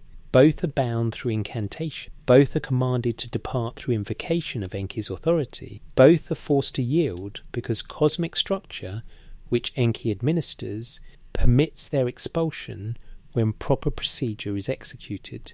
This is startling when stated plainly. The ritual literature assumes that forces sent by gods to execute divine will can be bound and expelled through procedures that employ Enki's authority. Not easily, these are elaborate rituals requiring specialist knowledge and precise execution, but possible, because Enki designed cosmic structure to include such possibilities, because Enki taught the procedures, because Enki's faction within divine politics favoured human capability over human helplessness. The mainstream interpretation struggles with this. Obviously the priests couldn't actually expel divine messengers. Obviously the rituals were psychological comfort against forces they couldn't control. Obviously the attribution to Enki was rhetorical flourish, not claim about actual divine support for human resistance against divine will. But the texts do not read as rhetorical flourish. They read as technical procedure claiming genuine divine authorization. And the authorization is specific, Enki, not the Anunnaki collectively, not Enlil, the senior authority. Enki the wise, Enki the trickster, Enki who found technicalities and taught humans how systems worked and ensured that knowledge would survive even when other gods preferred human ignorance.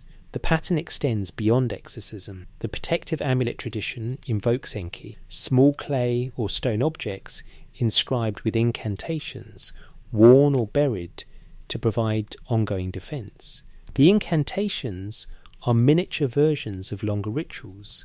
They invoke Enki's name. They claim his protection. They assert that the wearer/carrier is under Enki's authority and therefore immune to affliction from forces that Enki's cosmic structure does not authorize to harm them. This is procedural protection. The amulet works within Mesopotamian framework because it properly invokes legitimate authority within cosmic structure. Enki possesses that authority. He has distributed it to humans through taught procedures. The amulet is material instantiation of that distribution. Wear it properly while maintaining proper relationship with Enki through ritual obligation, and you gain defense against forces that cosmic structure, as Enki administers it, permits you to resist. Thousands of such amulets have been excavated. They span centuries of Mesopotamian civilization. They appear across social classes, wealthy burials and poor burials alike. The practice was mainstream, not fringe, and it was based on understanding that Enki had distributed defensive capability to humans, had taught them how to create and employ protective devices, had authorized them to resist certain classes of affliction through proper procedure. Why would Enki do this? The mythology suggests he understood that cosmic function required capable human operators. That civilization served divine purposes, maintaining temples, performing rituals, administering cosmic systems at material level, that helpless humans could not perform these functions effectively, that capable humans, armed with protective procedures and defensive knowledge, could maintain civilization even when faced with divine forces that might otherwise destroy them. This is pragmatic theology. Enki supported humanity not from benevolence alone, but from understanding that cosmic function required human capability. His distribution of knowledge was strategic. His teaching of protective procedures was insurance against other divine forces whose priorities might threaten the human civilization that Enki needed to maintain cosmic order at material level. The texts support this reading. Enki is wise, cunning, practical. He operates through technicality, through procedure, through systematic knowledge. He is not sentimentally attached to humanity. He is practically invested in their capability because their capability serves his broader purposes in cosmic administration. So, he teaches. He distributes knowledge. He ensures humans possess defensive procedures. Not unlimited procedures. Humans remain limited, but sufficient procedures. Enough to survive, enough to operate, enough to maintain civilization despite divine forces that would prefer them simplified, reduced, or eliminated. This is the secret distribution. Secret not because Enki hid it, but because it reveals divine politics that uncomfortable narrative of unified divine authority would prefer to obscure. The gods were not unified. They had different priorities. Some, represented by Enlil, favoured human limitation. Others, represented by Enki, favoured human capability. The tension was ongoing, and Enki's secret distribution of protective knowledge to humanity through the Apkallu was his move in that ongoing tension. The priesthood inherited this knowledge. They preserved it across generations. They trained specialists in its application. They understood themselves as Enki's authorized agents, employing procedures he designed, operating within cosmic structure he administered, defending humanity against forces that included divine messengers executing divine will that Enki's faction within the Anunnaki did not approve. This is radical theology. It challenges monotheistic assumptions we unconsciously import into ancient polytheism. We assume the gods worked together, that divine will was unified, that humans related to divinity as unified category. But Mesopotamian texts suggest something more complex: divided divine politics, different factions with different priorities, human civilization caught between competing divine agendas, and human priests aligning with one faction, Enki's faction, that favoured human capability and distributed knowledge necessary for human survival. The ritual texts preserve evidence of this alignment. Enki is invoked, his authority is claimed, his procedures are employed. And those procedures include binding divine messengers, deflecting divine curses, resisting divine will when that will originates from factions hostile to human capability, not rebellion against divinity itself, strategic alignment with one divine faction against another, operation within cosmic politics rather than helpless submission to undifferentiated divine power. This is what the priesthood knew. This is what Enki's secret distribution meant in practice. Knowledge that gods were not unified, knowledge that some divine forces favoured human capability, knowledge that proper alignment with proper divine faction, specifically with Enki who possessed the me and administered cosmic structure, gave humans leverage, gave them procedures, gave them defensive capability that other gods might not have preferred them to possess. The texts preserve this knowledge in technical procedures attributed to Enki, in protective rituals claiming his authority, in exorcistic literature employing his power to bind forces sent by other gods. The distribution was systematic, the knowledge was functional, and the result was priesthood that understood itself not as helpless mediators between omnipotent gods and powerless humans, but as strategic operators within cosmic politics aligned with divine faction that had armed them with knowledge sufficient to survive. Enki's secret distribution was not secret because hidden. It was secret because revealing the complexity, the divine politics, the tension within the Anunnaki, the strategic distribution of knowledge to humans for purposes that other gods opposed.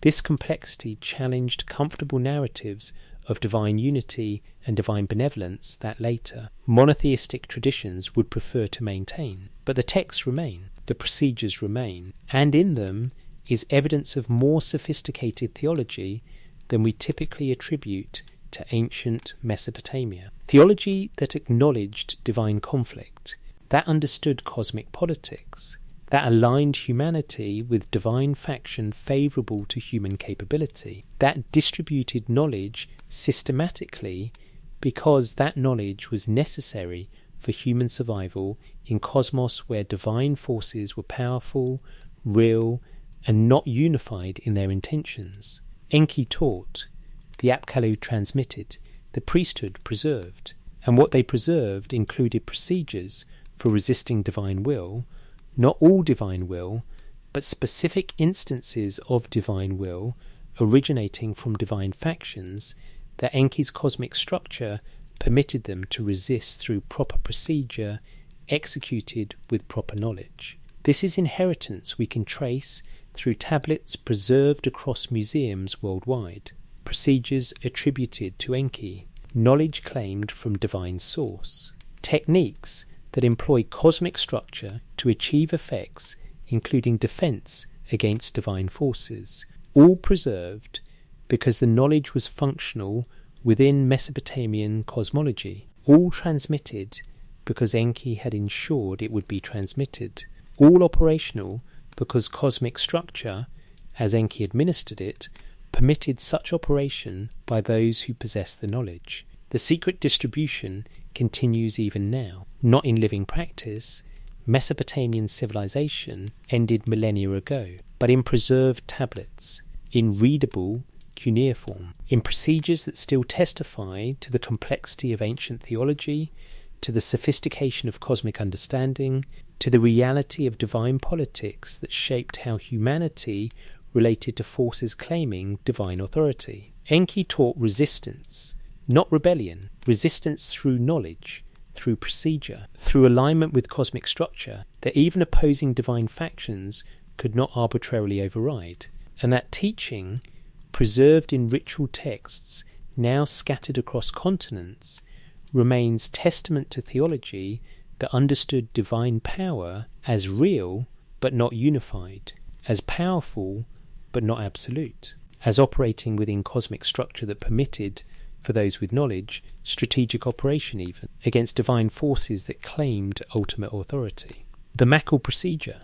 British Museum tablet K2950 contains the complete ritual manual, 8 tablets in the canonical series, and K2950 is tablet the 8th, the culmination procedure, the final night of ceremony that brings all previous preparations to conclusion. The ritual is called Mackle, burning, and what burns through the night from sunset until dawn are figurines representing witches, sorcerers, those who manipulate cosmic forces to cause harm. But the text is more specific than generic witchcraft. The forces being burned include those who employ divine authority, who work through divine channels, who afflict their targets with what appears to be divine curse, but operates through human manipulation of cosmic procedure. The Mackle addresses this directly. It does not merely protect against human enemies. It protects against cosmic assault that might employ divine mechanisms. It burns away attachments regardless of their source. It purifies the targeted person so thoroughly that even forces operating through legitimate cosmic channels find no purchase, no attachment point, no way to complete their intended effect. The procedure spans 8 tablets because it is comprehensive. It requires preparation. Materials must be gathered from specific sources. The practitioner, the Ipu specialist, must purify himself according to preliminary procedures before he can perform the main ritual. The patient must be prepared through confession, through preliminary purification, through establishment of proper mental and cosmic state. The timing must align. Mackle is performed at night, in darkness, because what is being addressed operates in darkness, in hidden channels, in cosmic shadow, where malevolent manipulation thrives. Tablet the 8th describes the climactic procedure. The practitioner creates figurines, small images of clay, of dough, of materials specified in previous tablets. The figurines represent the witches, the manipulators, those who have attached cosmic harm to the patient. The images are not portraits. They are symbolic representatives, anchors for cosmic patterns that will be destroyed when the images burn. At specific hours through the night, the practitioner burns the figurines, one by one, or in groups according to the procedure's requirements. As they burn, he recites incantations, long complex verbal formulae preserved in K2950 with precise spelling, specific pronunciation markers, indications of where vocal emphasis falls. The words are not prayer, they are commands, imperatives directed at cosmic forces. You who have afflicted this person, you are hereby burned. You who have attached curse, you are hereby dissolved. You who have manipulated divine channel, you are hereby expelled. The language is direct. The practitioner speaks with authority derived from Enki, invoked by name in the text.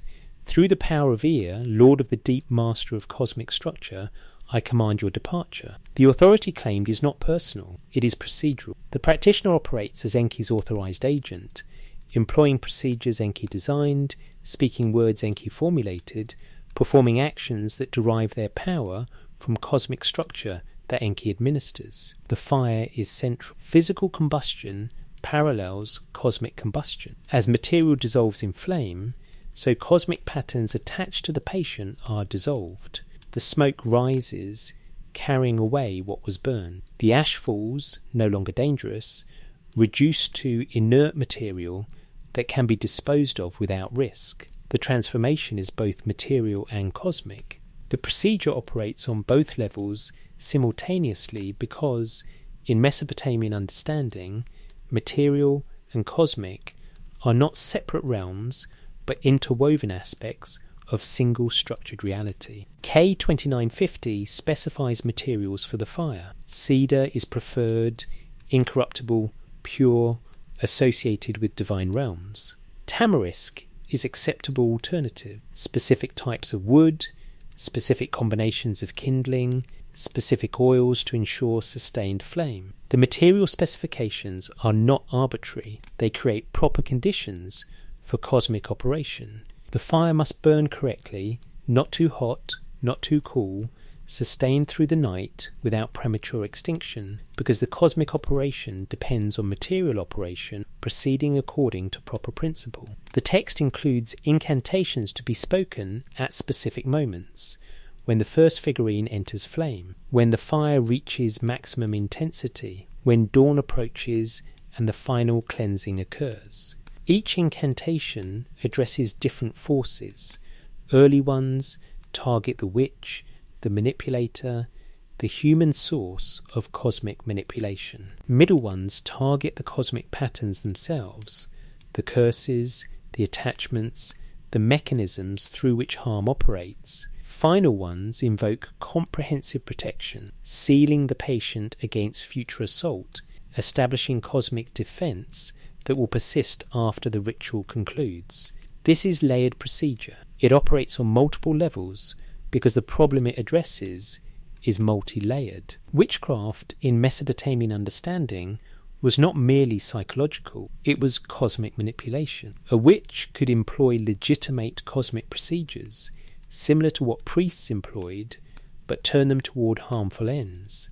A sorcerer could attach curses through knowledge of cosmic structure, through manipulation of divine channels, through procedure that was technically legitimate but ethically corrupt. Mackle addresses this by employing superior procedure, by operating through Enki's explicit authorization, by dissolving attachments at their root rather than merely deflecting symptoms, by burning away the cosmic patterns through fire that operates materially and cosmically simultaneously. The witch's procedure is undone, the curse's structure is dissolved, the patient is freed because proper execution of Mackle employs cosmic principles superior to those the witch could access.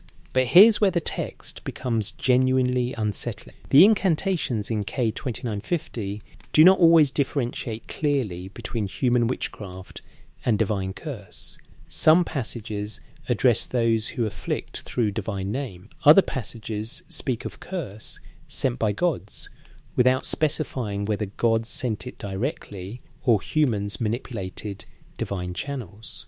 The language blurs what modern interpretation wants to keep distinct. This suggests that Mackle operated at level where the distinction did not matter. Whether curse originated from human witch manipulating divine procedure or from divine source directly, if it operated through attachable cosmic patterns, Mackle could address it. The fire burned, the patterns dissolved. The authority derived from Enki permitted the operation regardless of the affliction's origin. This is extraordinary claim. The text is asserting that properly executed Mackle, operating through Enki's authority, employing cosmic fire properly sustained through ritual night, could dissolve even divinely sourced curses if those curses operated through structural patterns that fire could reach. Not all divine curses, the texts acknowledge limits, but a significant category of divine affliction that function through attachable patterns could be burned away like any witch's manipulation. Academic scholarship notes this ambiguity, but interprets it as theological confusion. Obviously, Mesopotamians distinguish between divine curse and human witchcraft. The blurred language in Mackle is just rhetorical excess poetic flourishing that wasn't meant literally. The priests didn't actually believe they could burn away divine curses through nighttime fire ceremony. But K2950 is not poetic, it is technical literature. The language throughout is procedural, specific, detailed. When it says curse sent by gods in the same section as manipulation by witches, and applies identical burning procedure to both, the most straightforward reading is that the procedure was understood to work on both categories. That Makul's authority, derived from Enki, operating through properly sustained ritual fire, could dissolve cosmic patterns regardless of whether human or divine agent had established those patterns initially. This aligns with broader patterns in Mesopotamian ritual literature. The defensive procedures do not exempt divine sources. The protective architecture, created through Bitrimki, deflects divine anger explicitly. The Urpu purification addresses curses from gods through material fire. The Namburbia version rituals redirect evil portended by gods before manifestation. Again and again, the ritual literature treats divine affliction as addressable through proper procedure executed by properly trained specialists. The underlying framework is consistent. Cosmic patterns operate according to structure. Whether gods or humans establish those patterns, once established they proceed according to principle. And principle permits intervention by those who understand how cosmic structure works, who possess proper procedures, who execute those procedures with precision that Enki's authorization empowers. The Makul procedure is the most comprehensive example. 8 tablets of systematic instruction, night-long ceremony, fire sustained from sunset to dawn, figurines burned one by one, incantations spoken at proper moments, materials carefully specified, timing precisely controlled. The ritual is elaborate because what it addresses is serious. Cosmic assault, patterns of harm attached through legitimate cosmic channels by agencies that might include divine forces themselves.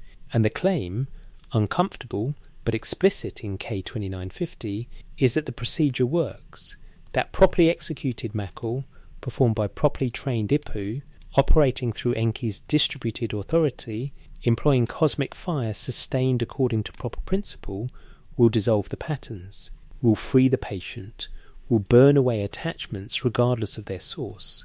Because the procedure operates at level of cosmic structure itself, at level where authority derives not from power but from knowledge, not from might but from understanding how cosmic patterns can be engaged, modified, dissolved through proper technique. This is what British Museum tablet K2950 preserves, not mythology, not symbolic poetry, but technical manual for comprehensive cosmic defense.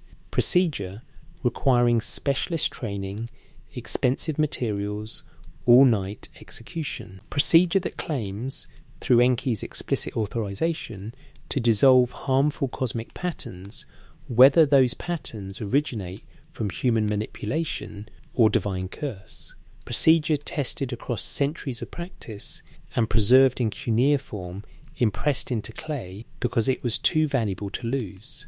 The fire burns, the figurines dissolve, the curses are released, and the patient, having undergone Makul procedure properly executed, emerges at dawn freed from attachments that might have included, among other sources, divine affliction operating through cosmic channels that even gods employed, but that Enki's distributed knowledge permitted specialists to address through procedural fire. This is Enki's legacy in its most comprehensive form. Knowledge so systematic it filled 8 tablets. Procedure so effective it was preserved across millennia. Authority so legitimate it claimed ability to dissolve even divine curses when those curses operated through structural patterns that fire, properly employed through proper knowledge, could reach and reduce to ash and smoke rising into dawn sky over Mesopotamian cities where priests operated, through the night defending patients against cosmos itself. K2950 remains readable, complete, technical manual for procedure that challenges every comfortable assumption about powerless ancient humans before omnipotent gods. The text claims authority, claims effectiveness, claims ability to burn away even divine affliction through proper execution of ritual fire procedure authorized by God, who understood cosmic structure from inside and taught humans how to engage that structure procedurally rather than through helpless supplication. The tablet is catalogued, the procedure is preserved, and the question it poses remains: what did they know? What could they actually accomplish? And how does their preserved ritual literature challenge our assumptions about the relationship between divine power and human knowledge in ancient cosmology that took both seriously as operational forces within structured universe? Mackle answers: they knew how to burn, how to dissolve, how to free patients from cosmic patterns attached by forces that included divine channels. They possessed the knowledge, they executed the procedure, and they preserved it in tablets that remain readable, that testify to religious practice more sophisticated than we acknowledge when we dismiss ancient ritual as primitive theatre or psychological comfort. They were burning curses through the night, with fire that operated materially and cosmically, with authority derived from divine source that favoured human capability, with procedures tested and refined and preserved because within their framework they worked.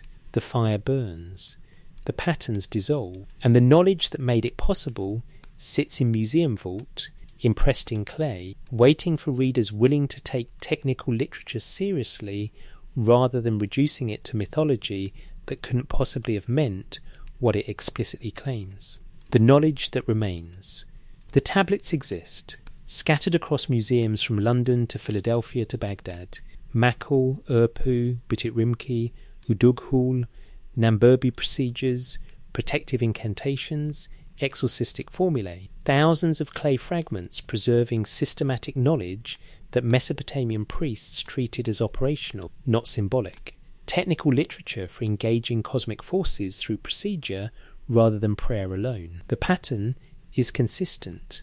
These procedures do not merely petition divine favour. They claim authority derived from Enki, transmitted through the Apkallu, preserved by specialists trained in cosmic structures operation. They employ materials specified with engineering precision. They require timing controlled to specific hours.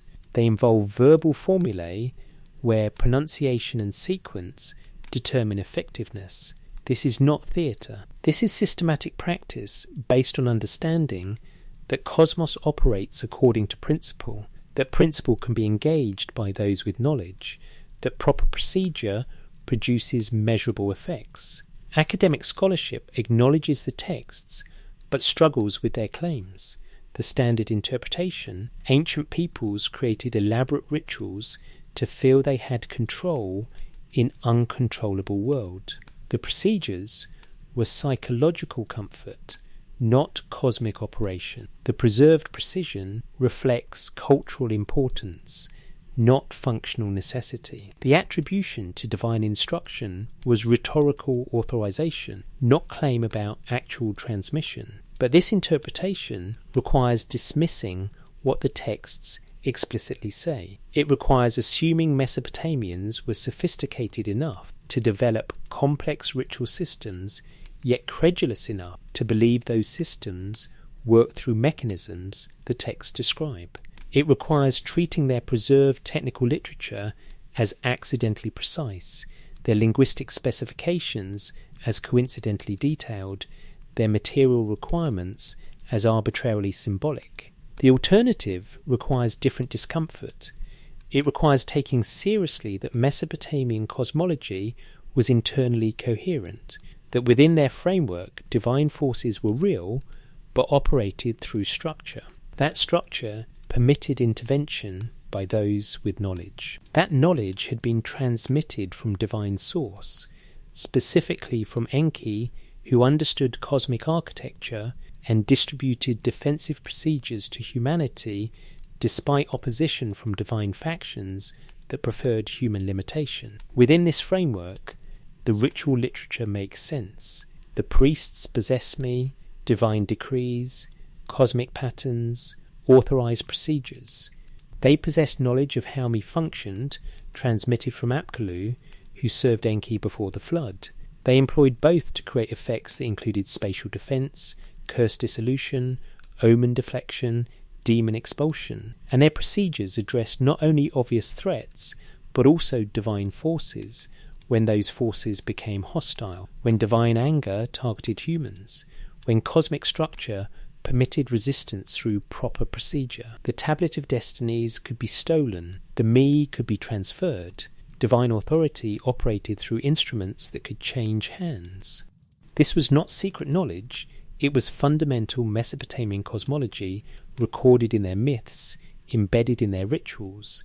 And if divine authority was instrumental rather than intrinsic, then the question became, which instruments did gods retain exclusively and which had been distributed to mortals who needed them to function? The ritual texts answer, much had been distributed. Protective procedures, purification techniques, deflection mechanisms, binding formulae. Not unlimited power, humans remained limited, but sufficient capability, enough to defend consecrated space, enough to dissolve attachable curses, enough to avert omens before manifestation, enough to survive in cosmos where divine forces were powerful, real, and not unified in their intentions toward humanity. This is what the priesthood preserved.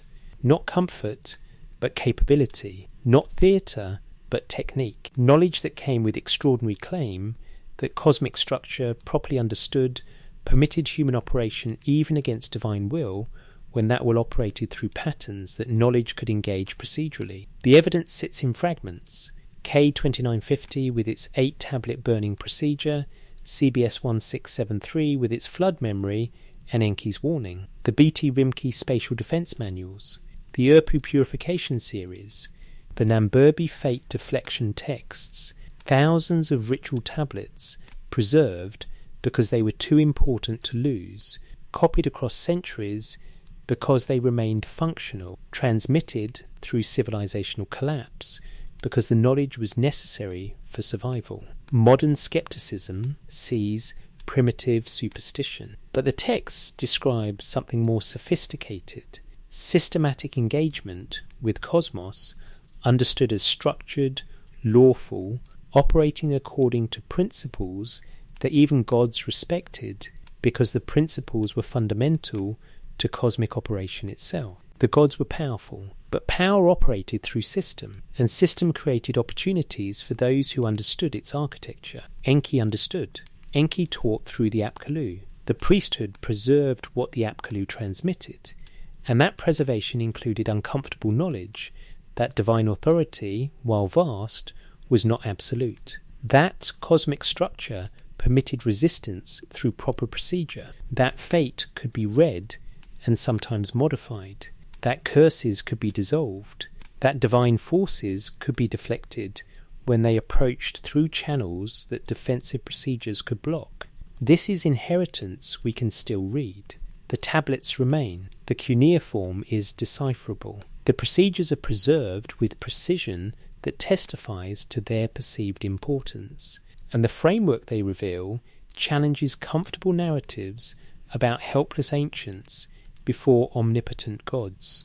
The Mesopotamians understood themselves differently as inheritors of antediluvian knowledge, as operators within cosmic structure, as possessors of procedures that gods themselves, specifically Enki, had distributed for purposes that included human survival even when other divine factions preferred human limitation. They preserved this understanding in clay, in cuneiform that has outlasted their cities, their language, their civilization itself. What remains is testimony, evidence of religious culture that understood authority as structured, knowledge as transferable, operation as possible for those properly trained, evidence that divine power, while real, functioned within cosmic architecture that permitted intervention, evidence that priests possessed not merely faith but technique, systematic procedures for engaging forces that claimed divine authority and achieving effects through knowledge rather than through helpless supplication.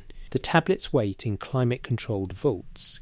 The procedures remain readable to specialists who can pass Sumerian and Akkadian. The knowledge is preserved, no longer practiced, but still present, still testifying to what ancient priesthood believed it could accomplish through proper training, proper materials, proper execution of procedures inherited from beings who understood cosmic structure from inside. This is what Sumerian texts reveal, not proof of ancient astronauts or alien intervention, but something perhaps more challenging, evidence that ancient peoples developed sophisticated frameworks for understanding divine power as real but structured, as vast but not unlimited, as operating through principles that knowledge could engage. Evidence that priesthood understood itself as possessing defensive capability against cosmic forces that included divine channels. Evidence that this capability was preserved, transmitted, guarded as civilization's most essential inheritance. The fire that burned in Makul ceremonies went cold millennia ago. The houses defended through Bitrimki procedures crumbled into archaeological tells. The curses addressed by Urpu were dissolved or found their targets centuries before present. The practice ended, the civilization fell, but the knowledge remains, impressed in clay that has survived everything that destroyed the culture that created it. Readable still, testifying still, challenging still our comfortable assumptions about what ancient peoples believed, what they claimed they could accomplish, what knowledge they preserved from sources they identified as divine instruction, deliberately transmitted to ensure human capability in cosmos where divine forces were. Powerful but not unified, real but not absolute, dangerous but potentially resistible through proper procedure executed by those who possess the knowledge. The tablets remain, and with them remains the question, what did they know that we have forgotten? Not because we lack their tablets, we have thousands, but because we lack their framework, their willingness to take cosmic structure seriously as operating through principle rather than arbitrary power, their understanding that knowledge, once transmitted, creates capability that even those who transmitted it cannot fully revoke. Enki spoke to a wall. The knowledge survived the flood. The priesthood preserved what the Apkallu taught. And what they preserved, now scattered across museums worldwide, is testament to religious culture that understood resistance not as rebellion, but as operation, systematic, procedural, authorized by divine source, that favoured human capability enough to distribute knowledge that made capability possible. The texts reveal, the title's promise fulfilled. Mesopotamian priests knew they preserved what they knew in clay, and that clay remains, bearing witness across millennia to knowledge that challenges, that unsettles, that refuses to fit comfortable categories of primitive superstition or helpless faith. They knew how to resist.